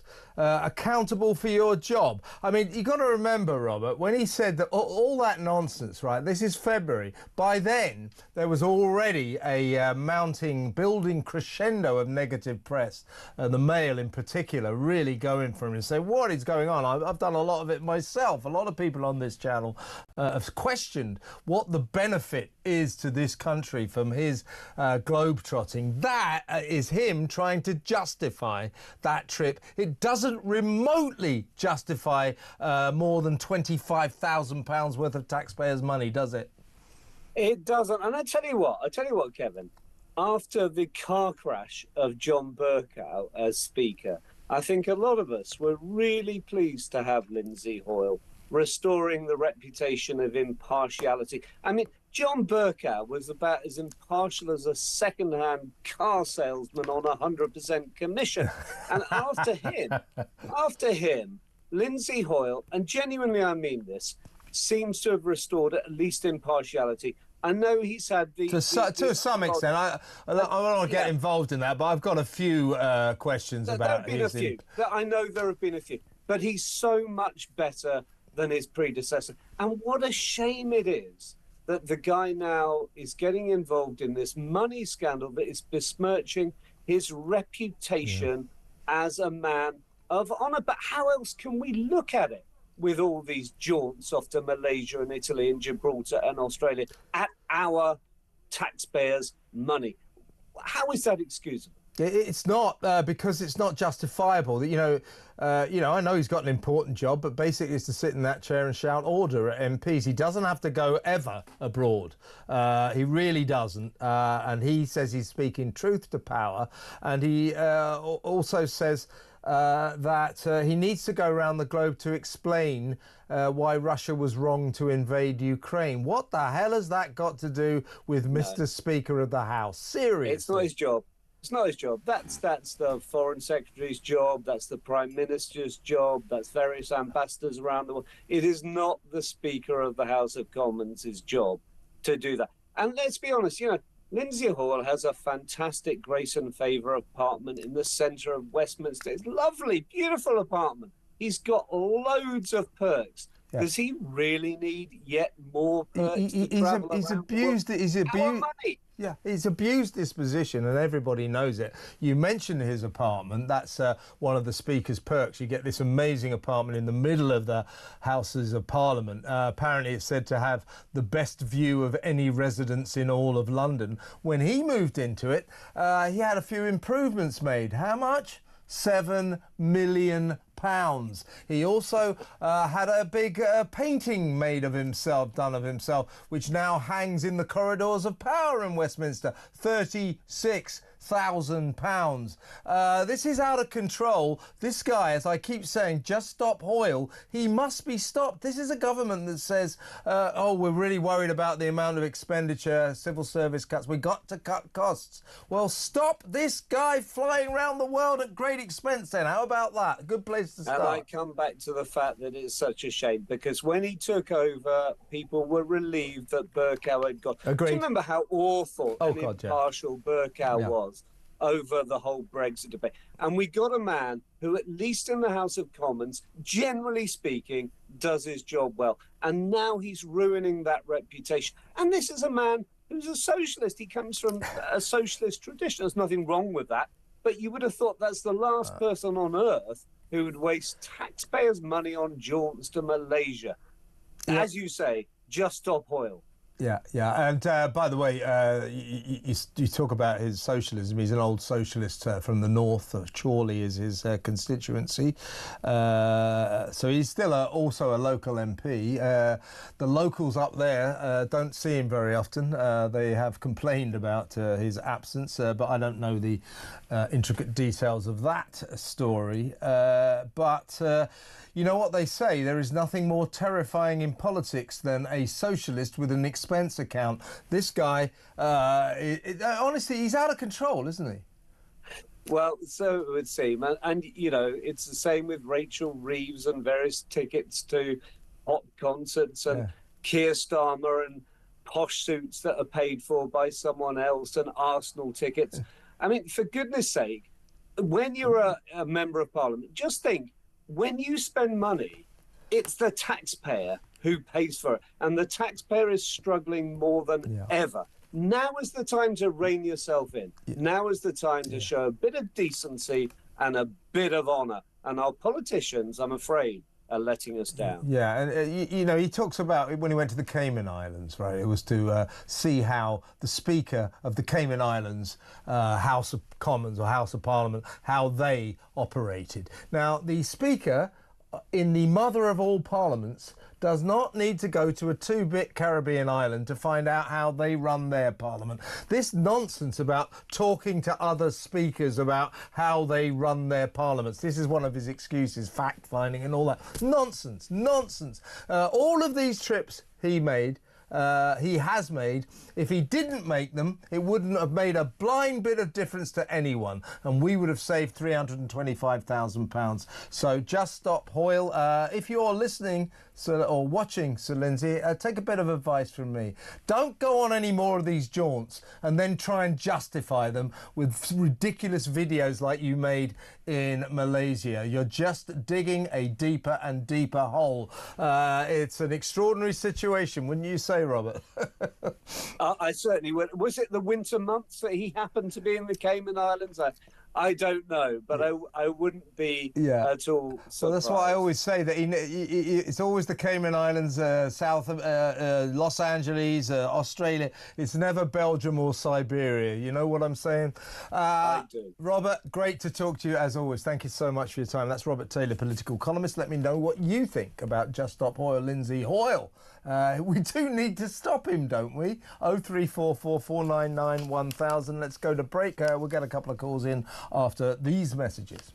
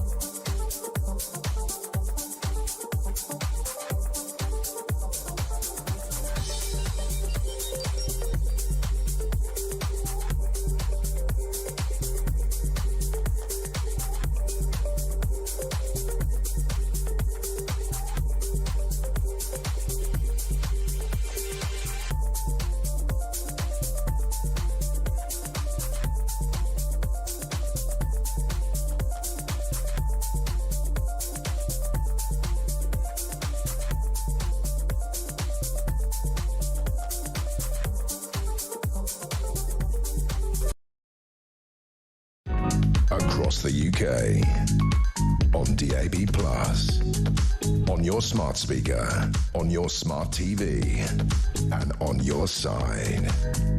This is Talk. Welcome back. Let's go straight to the phones. I'm just looking at. I just got a message here. I'm not sure what it is. It says, "Oh yeah, Kev, I forgot to add order." It's out. Oh no, it's about Lindsay Hoyle, of course. This is from Treacle. Treacle in Bridgend says, "I forgot to add order. It's out of bloody order." That's true. The order. Lindsay Hoyle is out of order. Very good point, Treacle. Let's go back to the phones. Let's go to the phones because we haven't been to them at all yet, have we? Let's talk to Mike in Warwickshire. Hi, Mike. Hi, how are you doing? I'm all right, mate. You want to talk about cops? Yeah. Well, I have a business and I have been broken into 3 times in 1 year. Yeah. I can't get a policeman out. I know, because that's not the sort of crime they're interested in. If you phoned up the police and said somebody's just racially abused me, or somebody's sexually told me offended me on a gender basis, they'd be round like a shot. If it's hate crimes, hate speech crimes, they're all over it. They don't like patrolling the streets, but they sure as hell like patrolling the tweets. Do you know what I'm saying? Well, yeah, but the other problem as well is it depends who's saying what, because an MP who said he was a solicitor, which is a 1974 act, it's illegal to do. What's happened to him then? Well, you talk about Jonathan Reynolds, the alleged business secretary who said that he's a solicitor and he's not. In fact, I've forgotten the name of the regulatory body, but they are pursuing Jonathan Reynolds because they take a very dim view of people who pretend that they're legally qualified where they're not. So he isn't out of the woods there. But I'll tell you a story. But the police should be pursuing that because he's committed a crime. Well, yes, exactly. But there's a lot of crimes they don't pursue. As I say, that's not a hate crime. It's not a speech crime. It's not something nasty on social media. So most cops aren't very interested. I'll tell you a story. There was a letter in the Spectator a while back.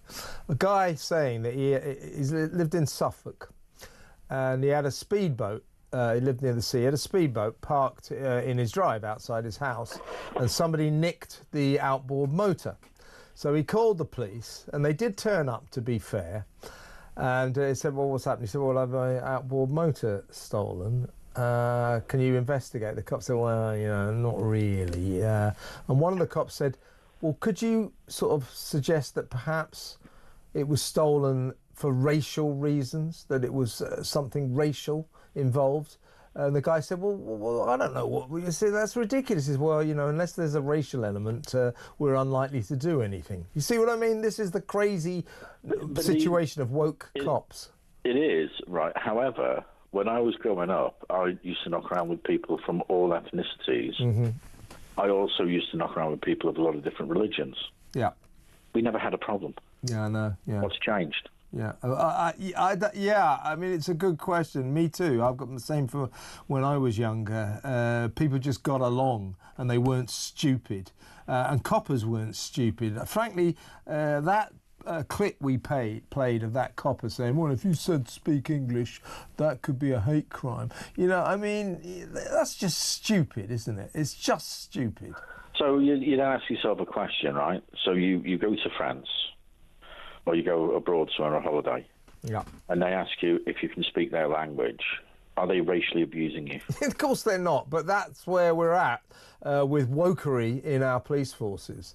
That we got these coppers going round enforcing God knows what laws and God knows what crimes. It doesn't make any sense at all. "Oh, you said speak English. That's hate speech." No, it's not. In defence, though, of the police officers concerned, and I always like to be even-handed.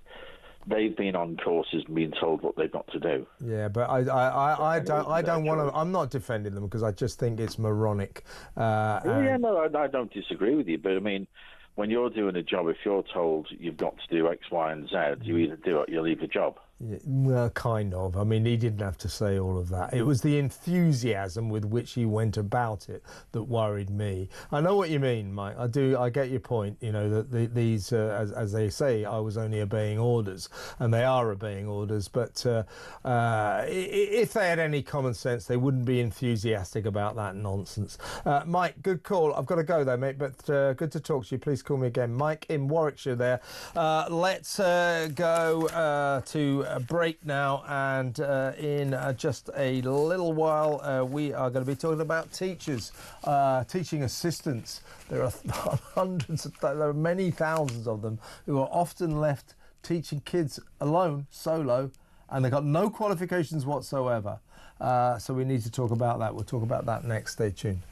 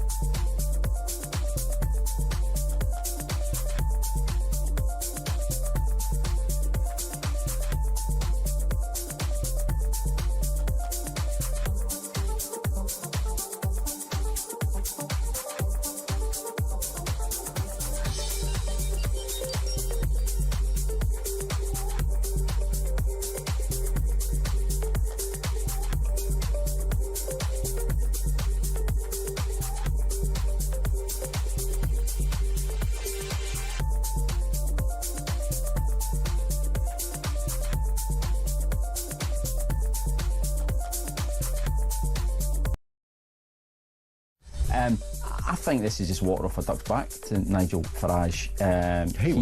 He will lap that up because in a way it gives them something to divine themselves against. 100%. They'll say, well, if these people, these left-wing teaching unions hate us, we can't be all bad. I mean, he got asked about this yesterday actually up in Durham at a press conference, and you know, he was like, I've got nothing against the trade union movement. In fact, they're trying to woo the trade union movement as a way of winning over Labour voters.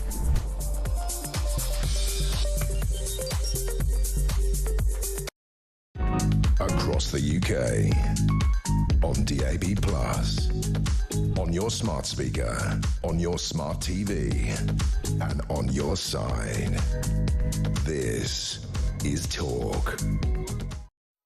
Welcome back. Let's talk about teachers. Let's talk about teaching assistants. The numbers of teaching assistants have soared by 60,000.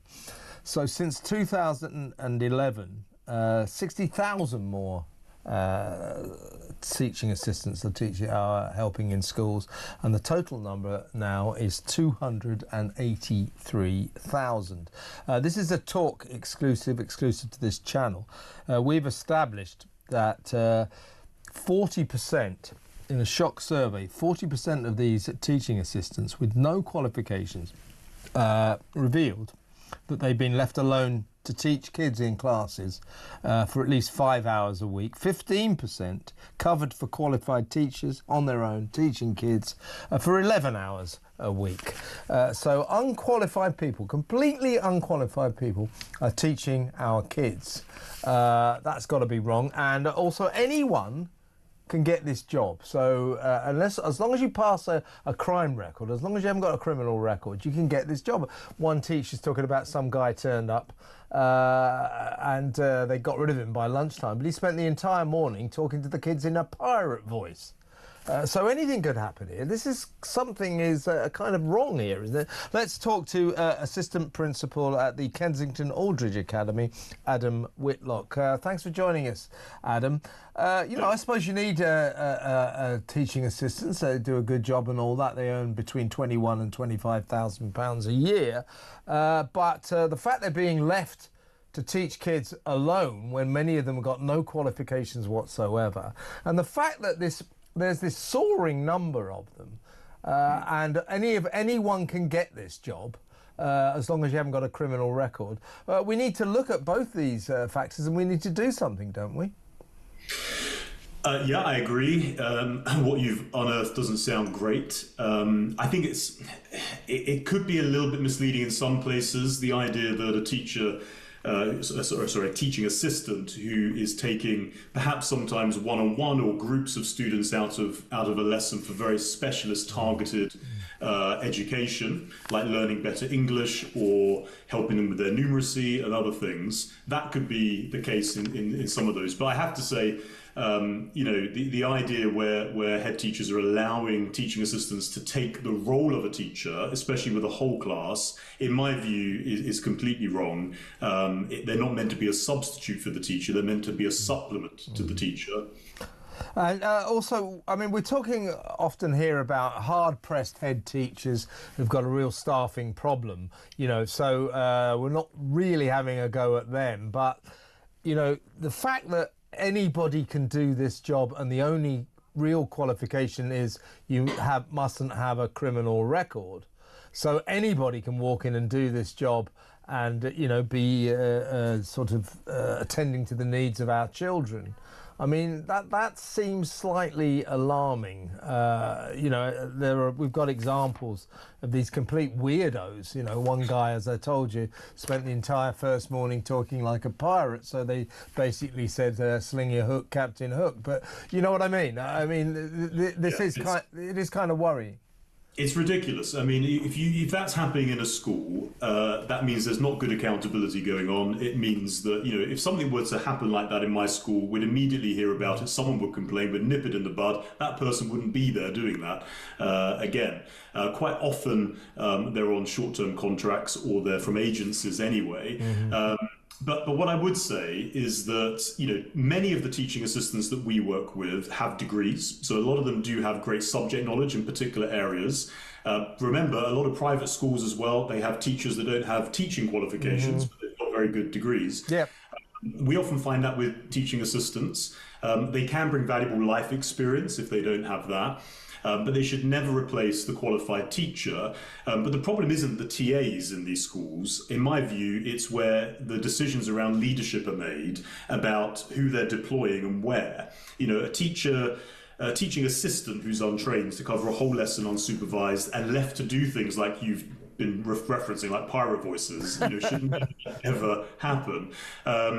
Leadership is about quality. It's not about plugging these gaps, and I do get it. There's a recruitment crisis, but look, there's creative solutions that leaders could introduce. I've got a friend who's a great head teacher that offers advice around why don't we plug the gap of recruitment by getting trainee teaching assistants who might have a degree, for example, into the training program to become a teacher within that school. Okay, Adam, sorry to stop you in mid-flow, but what exactly, I mean, I'm so old that when I was at school, there was no such thing as teaching assistants. What exactly do they do? What is their role? So a teaching assistant plays a really vital role in, if you think about the rise of education health plans, students with ADHD, with ASD, spectrum, etc. We're seeing more and more of that in schools today than ever before, more diagnoses. And so you do need support with that. I got that, yeah. I don't think the answer is to throw more money at it and recruit as many TAs that perhaps you're seeing in the numbers that you've got there. Mm-hmm. I think that's perhaps scaremongering, and head teachers have thought, okay, we need more TAs to have one for every student that's got an EHCP. You don't need that. But their role is to support the teacher.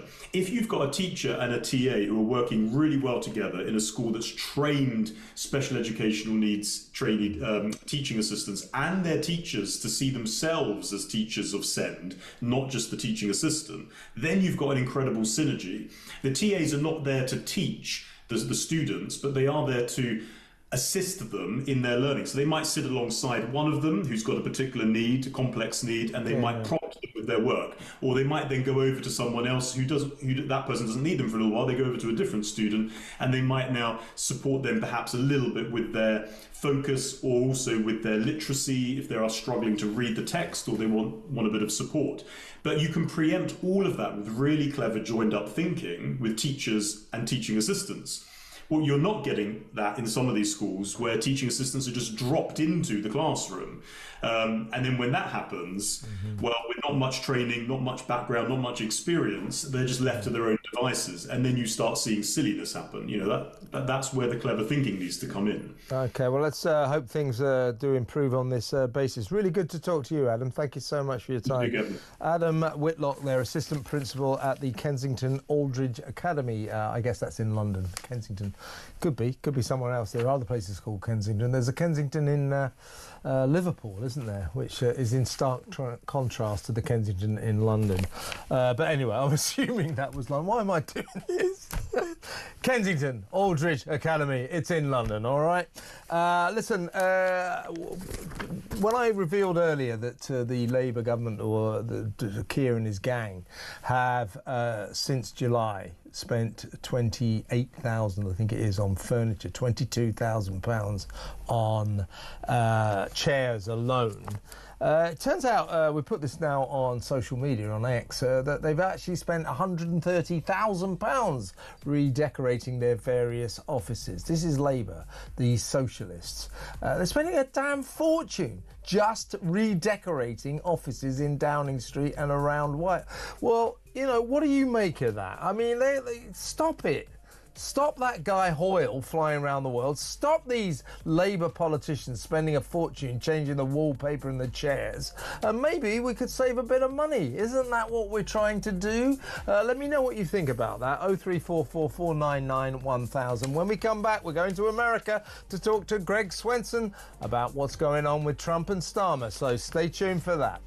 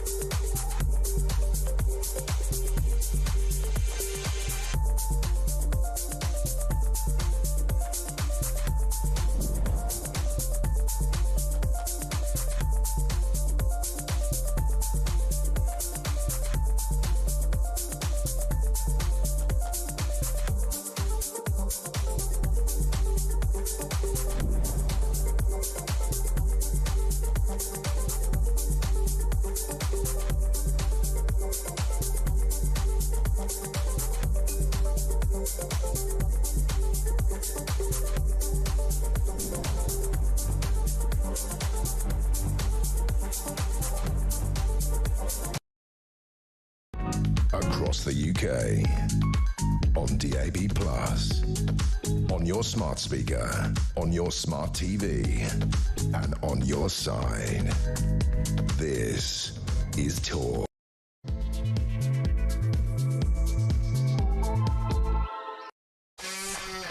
Welcome back. As I say, taking calls in about 25 minutes, 20 minutes or so. I'm particularly interested, well, obviously there's some big stories around today. What do you think about this historic ruling by the Supreme Court that a woman is a woman? You have to be born biologically female to be legally classified as a woman. Bit ridiculous that we have to have all of these legal proceedings to decide the bleeding obvious, but you know, that's the modern world for you. So it is an important day today. Let me know what you think, and let me know why you think it is that the trans community seem to think that somehow or other this is a terrible day for them. Why? Well, because they wanted to say that, you know, even though they're not women, that they are. And they want it legally, you know, I wasn't born biologically female, but I am now. No, you're not. You're not. So why are they upset? 0344 499 1000. I really want to know also what you think about the fact that the biggest teachers union, the National Education Union, has passed a resolution. They've voted on this, that Reform UK is a party of far-right racists. What does that mean, you know? And they're going to actually use union funds to fight Nigel Farage's party in elections. What's that got to do with unions? That's not union business, is it? But will these teachers go back to their classrooms and teach your kids that if you voted Reform, their parents are far-right Nazis? So 4 million people voted Reform in the last election. Will their children's teachers tell them that their mums and dads are far-right racists? It's a worrying thing. So let me know what you think. 0344 499 1000. And, of course, the migrant crisis continues apace and goes from bad to worse. 705 came across yesterday. More than 1,600 just since Friday. They're coming over in their droves, folks, and the government's doing nothing about it. They've just come up with this scheme where we're going to swap migrants. So we can send some migrants back to France if they're illegal, if they don't have documents, on the basis that France sends us the same number back. So we're swapping migrants. What is that going to achieve? Let me know what you think about the way this government is handling this crisis, as in not handling it at all. 0344 499 1000. Right, let's move on to our next item. So only, was it last week, he was a resident of this country, been a great friend of the show over the years. He was he is the chairman of the Republican Overseas, but I guess he's not overseas anymore. Was based here in London. He's had to go back to America, to his own home country, God's own country, because of Keir Starmer's Labour's tax rules, these non-dom nonsense. So it became unviable for Greg Swenson to carry on living here. But he's flown back to his home country. He's in Chicago, and he joins us now. Hello, Greg. Great to see you, Kevin. Oh, great to see you, Greg. Before we get on to the important topic that we need to discuss, how was the flight? You sent us pictures of you getting onto Bark Air with your dog Ginger, special, like a private jet full of wealthy Americans with their dogs. You sent us pictures. How was the flight? It was great. I mean, really great way to travel if you can't put your dog in steerage and cargo.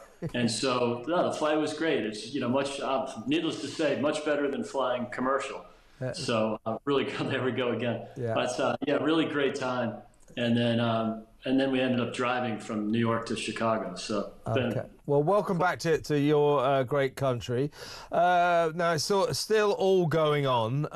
J.D. Vance gave an interview to the Unheard organisation over here, indicating that a special trade deal with Britain could still be on the cards.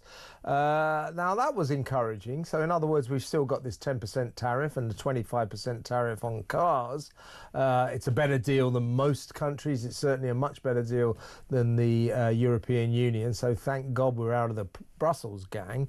But JD is indicating that we could do even better than that. So that's encouraging. The trouble is, J.D. Vance and Donald Trump do not like the European Union, and I'm with them on that, by the way. But two-tier Keir is getting ever closer to the Brussels Club, ever closer to the EU.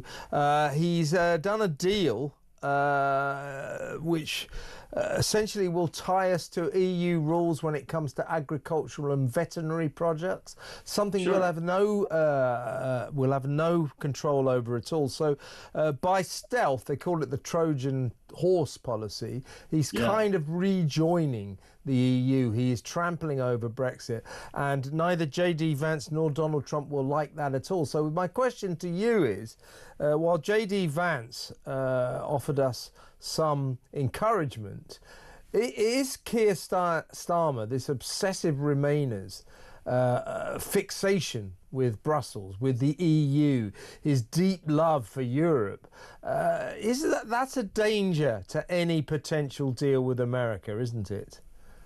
Yeah, it could be a risk, Kevin, because all the news was good the last few weeks, and especially the last few days. There was even talk in financial media this morning that there could be a deal announcement at any moment. The question is whether they announce bilateral deals by country, or do they come out of the gates and announce 5 deals right away. Obviously, there are going to be many deals. 75 countries came to Washington with their arms open, trying to negotiate and get to symmetrical tariff levels, or even zero tariffs. But it's the non-tariff barriers that I worry about. I was hoping that Keir would come around and open up markets and dial down the regulatory state.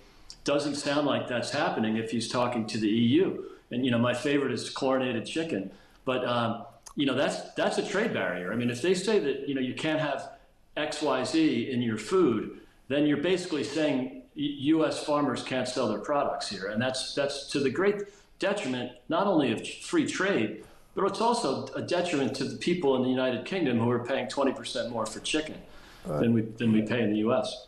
Absolutely. And the other problem, I think, in terms of any relationship that we'll have with J.D. Vance and Donald Trump, it's cultural.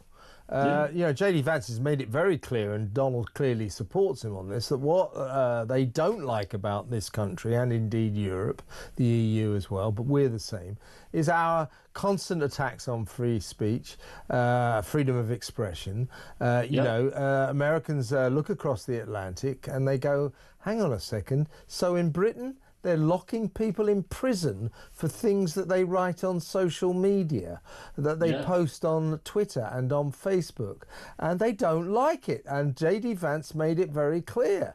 Unless we are culturally aligned, we're not going to play ball with you. So, only yesterday we had on this show the husband, a guy called Ray Connolly, of a woman who's doing 2 years and 7 months in jail for a few hurty words on Twitter.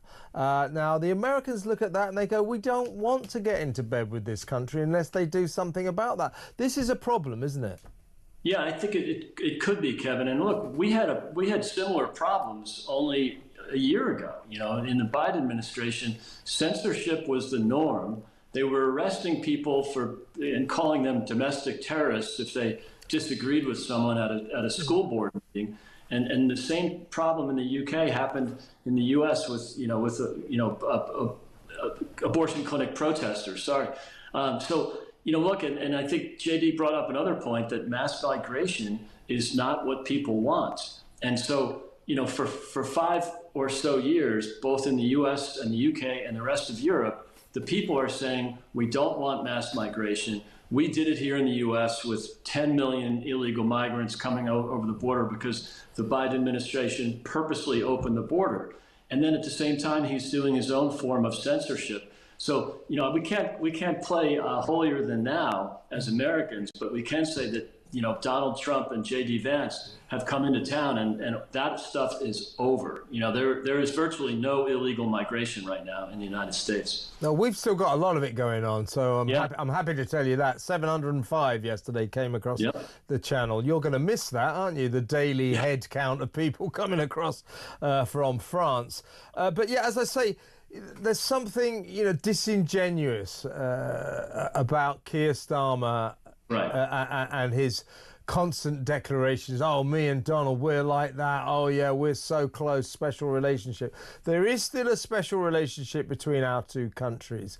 Yes, there is. But Keir Starmer, Donald Trump doesn't like Keir Starmer and vice versa. That is the truth. Donald Trump doesn't like Keir Starmer because Keir Starmer tramples all over freedom of speech, is an enemy of freedom of speech, and locks people up for things they post on social media. Donald Trump and J.D. Vance are never going to like a leader who does stuff like that. Kevin, it's a really good point. And the question is, can the issues that J.D. Vance mentioned, like the cultural ties, the history, the fact that Americans are Anglo, basically, and the country was settled for the most, amongst other people, but really settled and organized by the British. And so there is that cultural tie. Trump loves the UK. He loved the Queen. He really loves the King. I mean, there's so much going for it. And obviously, I'm very fond of the UK and fond of the US, obviously. It's a great opportunity, and it would be such a shame if Keir locked himself into these EU regulations, which again are effectively non-tariff trade barriers to trade with the US. This is a potentially win-win situation that, I think Keir could end up snatching, the jaw, snatching misery or victory from the jaws of defeat. He could do that. What about going back to Trump and America? I mean, the tariff war has kind of dissipated a lot. A lot of countries, as you say, according to Trump's plan, are just saying, well, let's make a deal. So that side of things is working out well for him. What about the escalating tariff war between America and China? That's not getting any better. Is that a problem for Americans? It won't be a problem for America, but I do think that just today, Kevin, we saw some signals from China that say they're willing to negotiate. And I'm not surprised with that because there is no way they should have escalated. China has a $300 billion trade surplus with the United States. The country with the trade surplus always loses in a trade war. It would be so destructive on China. Now, I'm not sure Xi cares that 25% of his people, 300 million people, are living on a bowl of rice a week and well below third world poverty levels. But that's probably not going to bother him. But what will is the dependency on the United States for trade. 1/3 of Chinese products that are exported from China go to the U.S. The U.S. is obviously the biggest consumer market in the world, 35 to 40%. It is meaningless for the U.S., though. Okay, we wouldn't have some cheap products. There'd be some disruptions to supply chains. But, these are things that can be fixed, whereas China is completely dependent on the U.S. and to a certain degree on exports in general. But, no, I'm not surprised at all. China was really isolated by, Scott Bessent, the Secretary of the Treasury, was doing a great job reaching out to other trading partners, and those partners were reaching out to us more likely, and so that's really isolated China. So I wasn't surprised to see a couple of headlines today that they're willing to negotiate. Yeah, I mean, in time, Americans will learn to live without cheap plastic toys. But it's good that perhaps you're coming towards some kind of deal with China. What is the feeling over there generally, now you're back among your people, as it were, about Trump, about what's been going on with these tariffs over the last month or so? Because you and I sat in this very studio, didn't we, on Liberation Day, trying to make head nor tail of what was going on, and since then it's been a sort of turbulent roller coaster ride. What is the feeling back in America about what Trump's been up to? Yeah, generally positive, but not without some volatility. And you even had people on the right, especially kind of the traditional Republicans, the country club Republicans, just frustrated with the volatility in the markets. I don't think that's going to be a long-term issue. Mm-hmm. But it surely shook things up a bit. And I think his poll numbers went down initially, but they're back. JL Partners had him at 54 today. That's, I would imagine, his peak. Yeah. And so and young people, Kevin, he's polling at 64. Is he? I mean, I'm seeing American flags at these retail shops in my neighborhood here in Chicago, that were kind of like real woke, kind of, touchy-feely granola. 2 years ago, they probably had a Joe Biden sign in the window. Yeah. And seeing American flags, it's definitely more patriotic. People are, prior to the tariff or the Liberation Day announcement, there was just enormous economic optimism. I think people are a little confused, but once there's some clarity, once these deals get done, and it'll look like another example of President Trump does something provocative or unorthodox, the media and the left freak out. 2 days later or 2 weeks later, everything's great, and it actually, the system worked. And that's just the way he does things. But it's funny to see Democrats so much against tariffs. They've always loved tariffs. They love taxes. Yeah. It's the first time I've seen Democrats say something negative about a tax. There's never a tax they don't embrace. So, but because Trump is doing it, anything that comes from President Trump has got to be bad. So that's why you see a lot of pushback in the corporate media and on the left. And I think here's a mistake that people like you and I make. We talk about these situations, the tariff war and what's been going on for the last month, and we talk in terms of the money markets, stock exchanges, big businesses. Now, there are millions and millions of Americans, and indeed British people, but millions of Americans, ordinary blue-collar Americans, decent people. Basically, they don't deal in the markets. They don't deal on the stock exchange. And the way they see it is, this is a president who's putting America first. He's looking after us. And that's why I think his poll ratings are going up. Am I right? Kevin, you're absolutely great point. Look, 10% of Americans own 88% of the stock market. Okay, so the other 12% is owned by the next 40%. So, essentially 50% of the country don't own equities. And they're wage earners, they're living month to month, they're paying off credit cards, they can't afford with inflation, with the Joe Biden inflation, they're down 20% in the purchasing value of the dollar in just 4 years.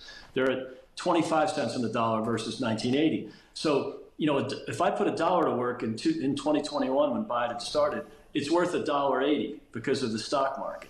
But for people that are working, it's worth 80 cents. So these are challenges that are just not sustainable. We just can't keep doing this, where the coastal elite live like rock stars, and the rest of the people in the middle of the country, okay, it might be better than the average income in the UK or in other countries, but for America, we're a prosperous country. We're 66% of the economy is driven by the consumer. It's really uncomfortable when, it's not just 10% own equities, but 10% of the people account for 50% of the consumption. Yeah. And so this just can't go on. And one more thing, Kevin, on the stock market. I mean, who cares? Volatility is volatility. If anything, it's an opportunity to buy low. I was buying in the last 2 weeks. It's hard to time it, but I do think it's the bond market that matters. It's interest rates. Yeah. That's what I have my eye on. Absolutely. Last point, Greg. When you were over here, you and I had many discussions about this. I think I was always keener on Donald Trump than you were. Yeah. And you at one point, through his first administration and in the build-up to his second administration, you always had your doubts. You said, well, if he's going to be the Republican guy, I'll get behind him. But as a guy, as a potential president, I have my doubts. How are you feeling about him now? Fantastic. Look, I was wrong in the first term. I wasn't wrong. I liked him. I liked what he was doing. But more importantly, I saw the outcomes of what he did in his first term, which was fantastic. Real wage growth, peace and prosperity.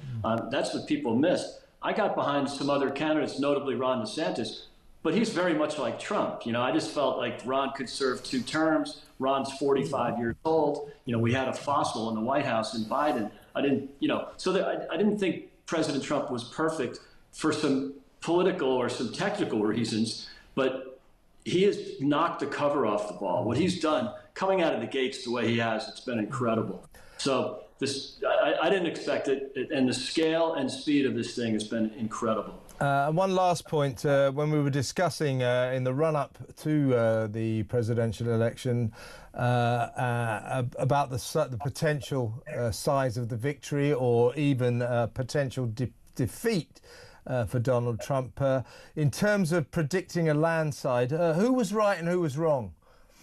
Well, I think President Trump was right. It wasn't a traditional landslide, right? Yeah, what I'm getting at is I was right and you were wrong. I said that. Me and you. I said there was going to be a landslide. No, guilty as charged. I totally get it. I had my doubts. I was nervous. I didn't want to get too optimistic, but you called it from the beginning.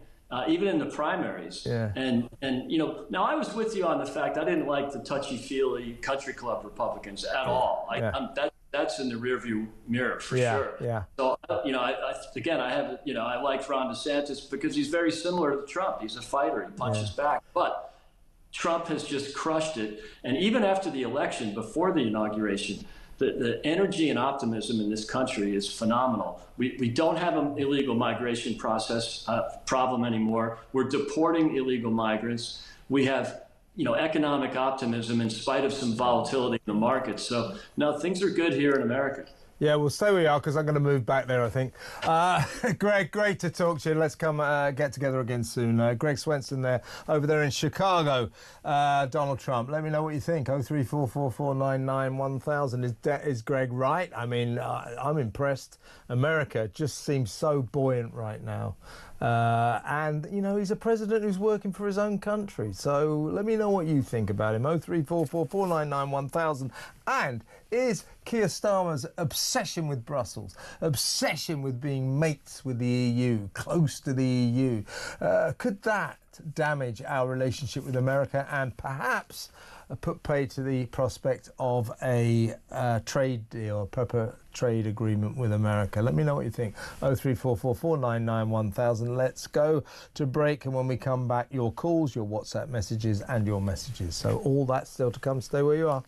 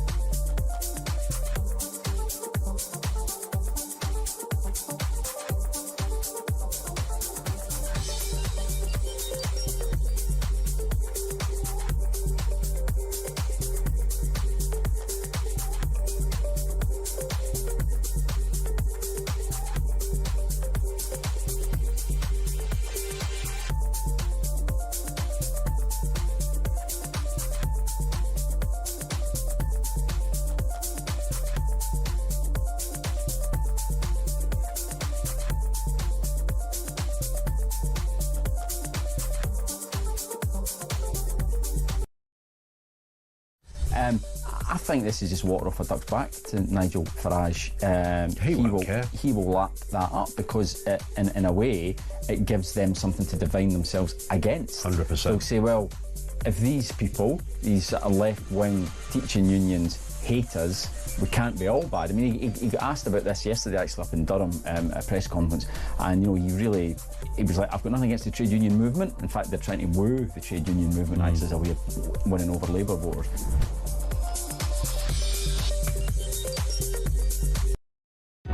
across the UK, on DAB+, on your smart speaker, on your smart TV, and on your side. This is Talk. Welcome back. A couple of messages before we go to the phones. This is from Steve in Leamington Spa. He says, this is to us here at Talk. He says, I'm so proud of you and the rest of Talk TV for continuing to keep raising awareness of the raping and the torturing gangs that are targeting the young white girls in our country. I check other news stations and in my opinion this major subject appears to be overshadowed and in some cases never even raised as newsworthy. Yeah, the BBC isn't too good on all this to say the least. Steve says, keep up the good work for being on the side of the innocent, especially where children are involved. Thanks, Steve. That's a good message.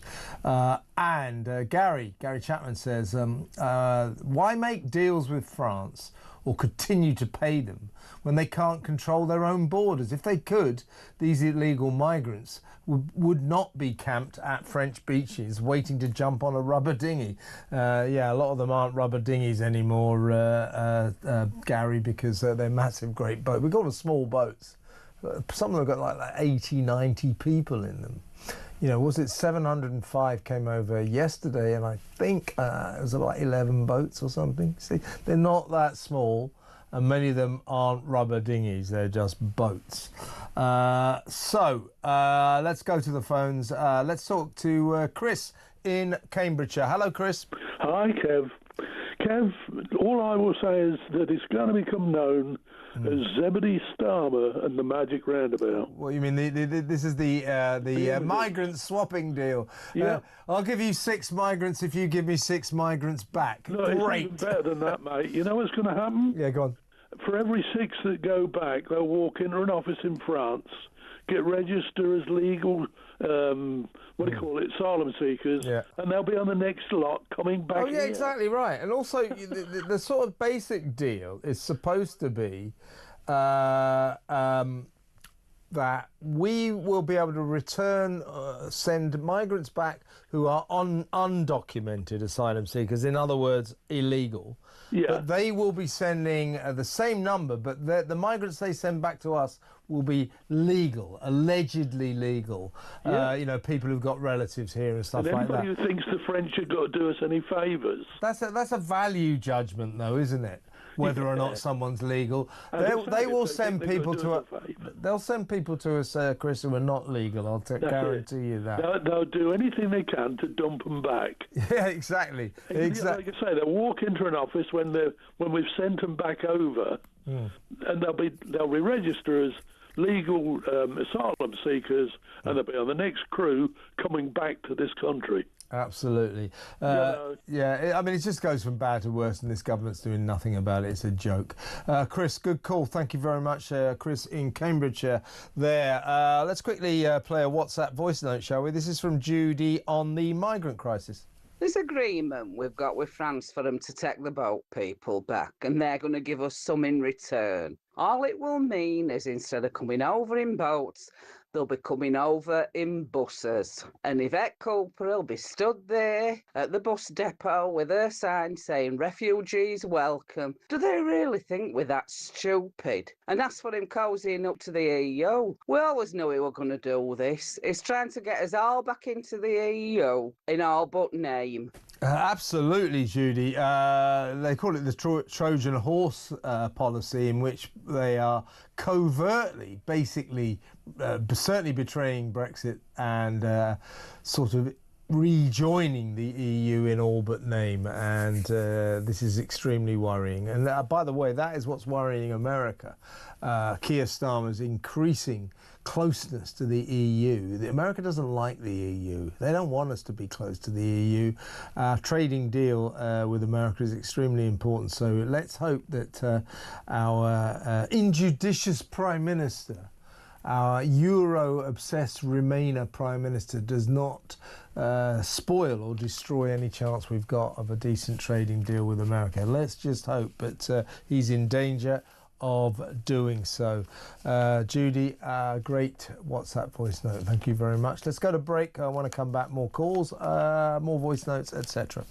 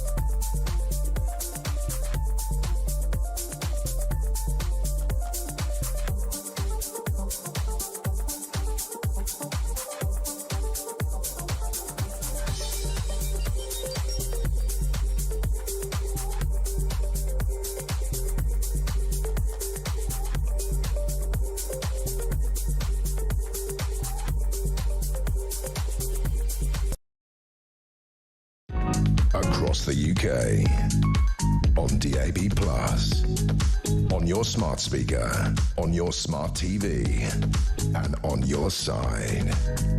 This is Talk. Welcome back. I just read a quick message. This is from Dorothy.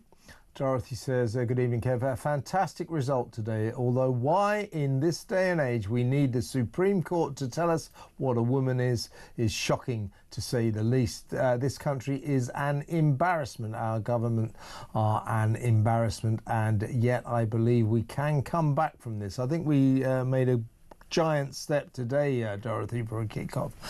She goes on to say, I believe that the people of Britain need to stand up for what it is that we want. You are not a racist. You only care for your country. Stay strong. Dorothy there from East Kilbride. Thanks, Dorothy. Good message there. Well, let's go to the phones. Let's talk to Paul in Hartlepool. Hi, Paul. Hi, Kevin. What do you want to talk about, mate? Yeah, what I want to talk about is when Labour come to power, you know, they said there'll be change and everything, right? Mm-hmm. Never had no plans whatsoever, right? And they put everything out to everybody else, asking, what would you do, right? Anyway, Starmer, he didn't know what a woman was, right? And now it's took all this time to give him the authority to say, I know what a woman is. Well, it has to an extent, Paul. Hitherto, as far as we know, I mean, what he's always said, ludicrously, ridiculously, unscientifically, this pathetic statement that the vast majority of women don't have penises. No, Keir, you're almost there. What it is no women have penises. Now, legally, he's going to have to concede that, so I hope he will amend his ridiculous contention that some women have penises, because none of them do, but it's unlikely. It's unlikely. Yeah, what it is, you know, he hasn't got a clue, right? What he does, he sits on the fence. He's probably got spells in his backside, right? Because he sat on the fence that much. The Americans, he says, and they put him out as he's cool, calm and collective, quietly working and all that. You know, but really, he hasn't got a clue what to do. When all these tariffs kicked off from Trump, he never had a clue what to do. So he thought, I better not say now and hope somebody else knows what to do. That's exactly what's going on in his head. Yeah, I know. I tell you, we are in the hands of fools. We're in the hands of dangerous fools, if you ask me. But I hope the Prime Minister now is going to change his position and just say, you know, no women can have penises, because legally that is no longer acceptable. Yeah, it should be like the trans should be like a separate category, and everybody, you know. Nothing wrong with being trans, Paul. Nothing wrong with that at all. I mean, but it's just that. It's just that until today, you or I could have put a dress on, say, I now identify as a woman, and the whole swathes of society would have said, well, you are a woman then. Well, they won't. We won't be able to do that. Not sure that you and I want to do it, but no guy will be able to do that again. I'll tell you a funny story. I was out playing golf with my brothers the other day, right? Mm-hmm. And on the golf course, there's nowhere to have a pier out, you know. Yeah. And my brother said to me, yeah, well, if he comes round the groundsman or whatever, we could always identify as dogs. And yeah, exactly. All this identifying, like, it's ridiculous. Hey, Paul, really good call. Thanks very much for ringing. Call me again. Paul in Hartley, Paul. I'm going to read a message out from Amy here. This is a hell of a story. She says, we're talking about teachers, you know, these teachers, these union members, the National Education Union, biggest teaching union, which has voted through a resolution that Reform UK are racist, far-right people. They're far-right racists, in effect saying that the 4 million Brits who voted for Reform UK are supporting far-right racism. Absolute nonsense, obviously. But Amy has responded sent me this message. Listen to this. Teachers have been awful mouthpieces for ages. My daughter was in senior school when the Brexit vote happened. The day after, in registration, the teacher asked whose parents voted for Brexit. My daughter raised her hand and the teacher, crying her eyes out, screamed at her, shouting, saying, well, let your parents know they have ruined your future. Her dad phoned and made a complaint. Well, I'm damn glad that Amy's husband did just that, or her partner. You know, I mean, this is outrageous. Tell your parents, let your parents know they have ruined your future. How do you know? You're just a 2-bit teacher. Unbelievable, unbelievable. This is what's worrying about these teachers taking this vote. They're going to go back to their classrooms, you know, imbued with this idea that anyone who voted for Reform UK is a far-right racist. So you're going to have lots of kids in the schools and their parents voted, 4 million voted Reform UK. These teachers will effectively tell their pupils that their parents are Nazis, and that has got to be all wrong. Now, where are we at? Should we play a What's That Voice Note? This is Sue on Just Stop Hoyle, Lindsay Hoyle and his expenses. Hi, Kevin. The Speaker of the House, like the rest of the Labour Party, greedy. Take. Anything you talk to them about, you can do on Zoom. Absolute disgrace. Such a good point by Sue. Hey, Lindsay, have you heard of Zoom? Have you heard of FaceTime? You don't need to be flying all over the world doing all of this. If there is any need for the Speaker to explain to the people of the world why Russia was so awful for invading Ukraine, do it on Zoom, do it on FaceTime. You don't need to climb in a jet and fly business class halfway around the world and then stay in an expensive hotel and start chartering chauffeur-driven limousines, do you now? 03444991000. Let me know what you think about Lindsay. Now, let's go to Chris. He's in Epsom. Hello, Chris. You want to talk about the immigration swap, the swapsies. I'll give you 5 migrants if you give me 5 migrants back. Good scheme, isn't it? First of all, Kevin, because of the news cycle and how fast things move, I'd like everybody to spare a thought for the 3 prison officers, the woman that had melted boiling... Oh, God. I mean, what that... The 2 guys are still in hospital. They were life-threatening. they're life-changing injuries, and they're still critical but stable. Take that guy, Abidi is his name, the Manchester bomber. Yeah. Take him and say, well, first of all, I don't understand why he did it. I don't know what the hell that gets him. I don't know why he did that. But since he's done it, I would just take him aside and say, okay, you've just done that. Right, get into that solitary confinement cell. Here's the key. We're throwing it away. You're going to do 23 and a half hours every day in that cell, no windows. How about that? Kevin, I've got a suggestion for what we do with those types yeah. of people. Really, the immigration thing is the big thing on my mind at the moment. Yeah. 705 yesterday. Good, isn't it? Yeah. The swap still, Kevin, you've got to think about it. Swapsies. Right, listen. So, we give them back 20 undocumented illegal immigrants that, because of Starmer's ECHR, we can't deport. Yeah. All right, we have trouble deporting. Right. So they give us 20 that are documented.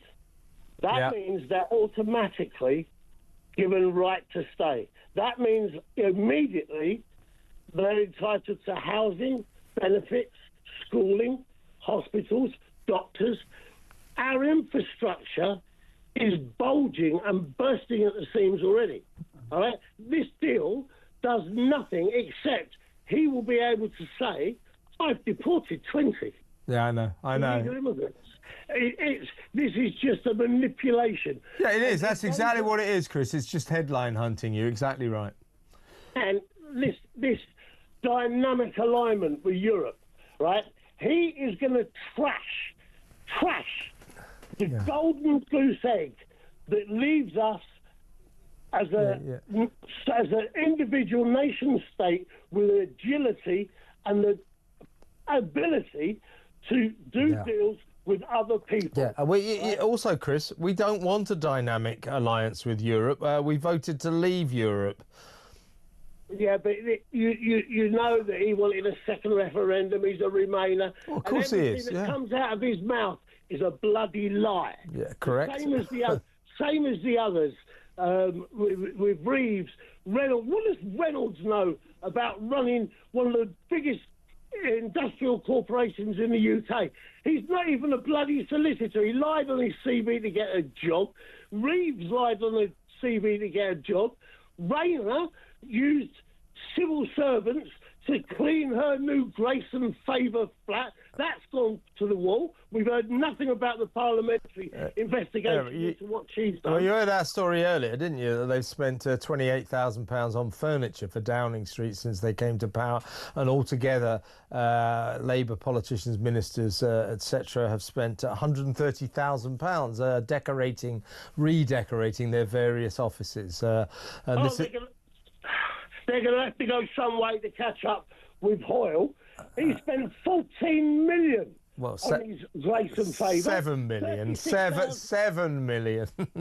and 36,000. I mean, but don't worry. That is bad enough. 36,000 on a portrait and 325,000 jetting round the world. Chris, point taken. We're on the same page. Got to move on. Thank you for an excellent call. Angry call. I like an angry person. You know me. Got a little message here from Deanne. You know, when I was lost in space talking about Kensington and whether or not that school was in Kensington, London or Kensington, Liverpool. It was, of course, Kensington, London. But Deanne said, I lived in Kensington in Liverpool in 1965. It was Liverpool 6. It was a great place to be back then.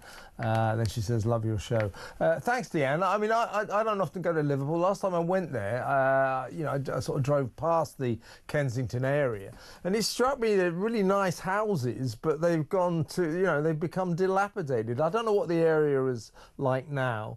But for Londoners, to go to somewhere called Kensington that is really downtrodden and dilapidated is kind of strange, because Kensington in London is the opposite of that, one of our most exclusive areas. Thanks for that, Deanne. Interesting. Let's go to break. When we come back, we're going to talk to our favourite caller, Georgina, and she's got a poem about Lindsay Hoyle. So that, after these messages, you better stay tuned for that.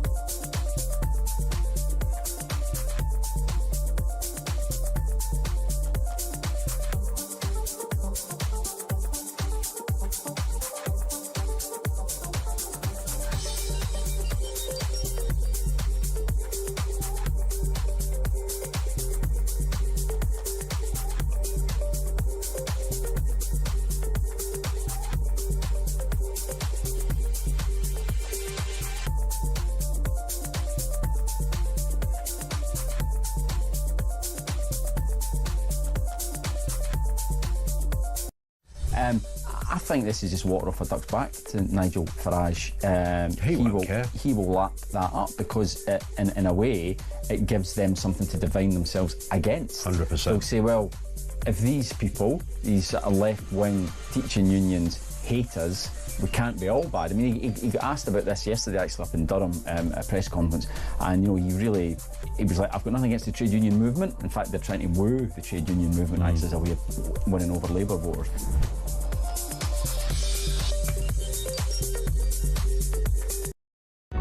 Across the UK, on DAB+, on your smart speaker, on your smart TV, and on your side. This is Talk. Welcome back. Only 10 minutes of this show to go. Petri Huskin will be in just a little while to let you know what she's got lined up for your entertainment from 10 p.m. until 1 a.m. into the small hours. So we look forward to that. In the meantime, let's go back to the phones. I've been looking forward to this call. She is, of course, the excellent Georgina from London. Hello, Georgina. And you've got a Lindsay Hoyle poem. Pray tell, what is it? Well, you gave me the inspiration to start some political poetry for the political asylum, Kevin. There you go. Perfect. There you go. So it's called Just Stop Hoyle. Here is a story, it'll make your blood boil, about the spending prowess of Lindsay Hoyle. A simple man with lavish taste, he can spend your money at a remarkable pace.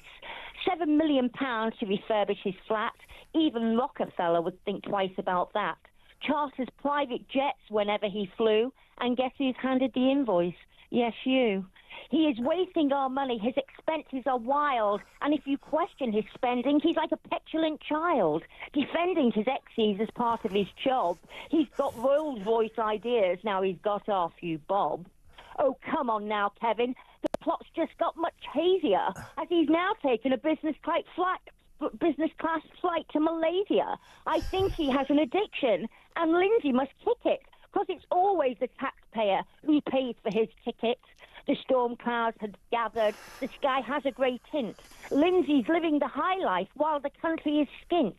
The tax is increasing, no heat for the old, but old Hoyle keeps on spending. Lindsay just won't be told. Your spending spree, Lindsay, we must now stop before out the economy's bottom will drop. Enough squandering our money, or our trousers we'll soil, as we shout from the rooftops, just stop Hoyle!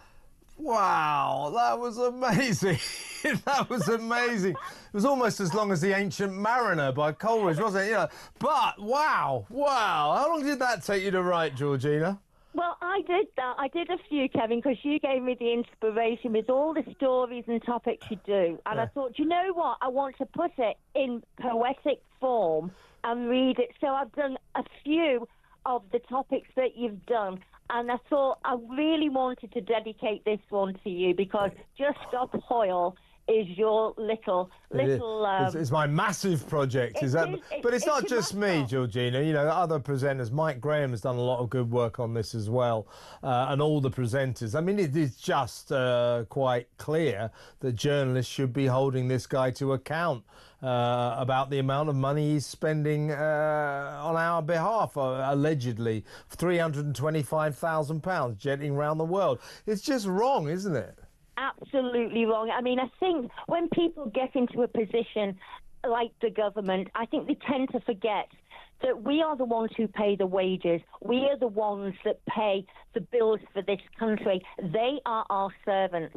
And the key word there is servant. We are the boss. And when we say enough is enough, enough is enough. Yeah, and they keep saying, particularly Rachel from Accounts, they keep saying, we've got to cut costs. We can save $2 billion over Whitehall spending, political spending.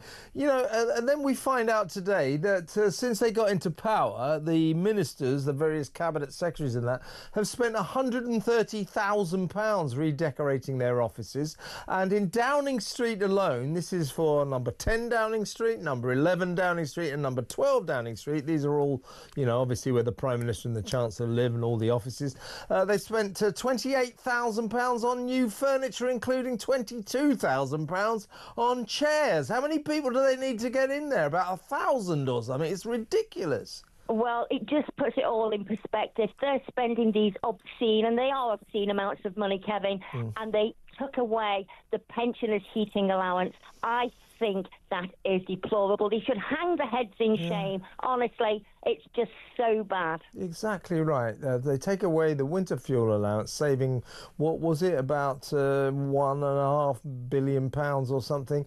And then you've got somebody like Lindsay Hoyle just spending our money willy-nilly, jetting around the world, having the time of his life. And then we find out back here in Downing Street, Keir and the gang are spending 22 grand on chairs. I mean, it is crazy. Georgina, what an amazing poem. Thank you so much for another brilliant call, but even by your standards, that was astonishing. Thank you very much. Georgina in London, the amazing Georgina. Let's quickly go to Robert in London. Follow that, Robert. Well, it was amazing. It was great. I really enjoyed that. It was good. It was amazing, wasn't it? It was really poignant as well. I mean, she got all the points. Actually, really well. she really did. She really did. You want to talk about teachers? What would you like to say? Well, I spent most of my life in an industry, but I did spend a couple of years as a teacher about 7 years ago. And I mean, there's so many experiences. I couldn't believe what I was coming across and how ideological schools are. And they're all... Sorry, Robert, you were a teacher or you were a teaching assistant? No, I was training a teacher for 2 years. Okay, yeah. And well, I've never worked in a workplace where the skew towards being left wing and hyper ideological, and I mean hyper ideological, is so extreme. I just, and it doesn't make sense. There's no institution, nowhere on earth where you would get such a preponderance of people one way. So they obviously look after each other. They make it very difficult for people who aren't of that persuasion to stay. Yeah. But what really did it for me was, I mean, some of these people were real pond life. Mm-hmm. But the day after the Brexit vote, right, I was teaching maths, and one of the maths teachers was saying at break time in the sort of common room, he was saying, he'd found some newspaper piece that suggested that people who voted Brexit essentially were less educated. And that nonsense! Yeah, if you vote Brexit, you're thick. Remember that? Yeah, let me tell you who's thick. The people who say that people who vote Brexit are thick. They are thick. That is a really thick thing to say. But I can imagine it was all the rage in teaching circles. And as we were talking about earlier, Robert, it worries me that these teachers take this vote to say that Reform UK are far-right racists, which they're not. And those teachers are going to go back to their classrooms and probably tell teachers or tell the kids that their parents who voted Reform UK are kind of Nazis. You know, it worries me. Well, the good news is, Kevin, that because I said to him, look, how do you think that's going to go down with a kid who's grown up with his parents and, sometimes they're a bit upset with their parents, but on the whole they love them. Do you think you're getting into their good books? Do you think you're doing the right thing there, even though you're probably wrong? But the thing is this, Kevin, the good news is the more they hate and the more angry they get and the more desperate they get, the more they reveal themselves.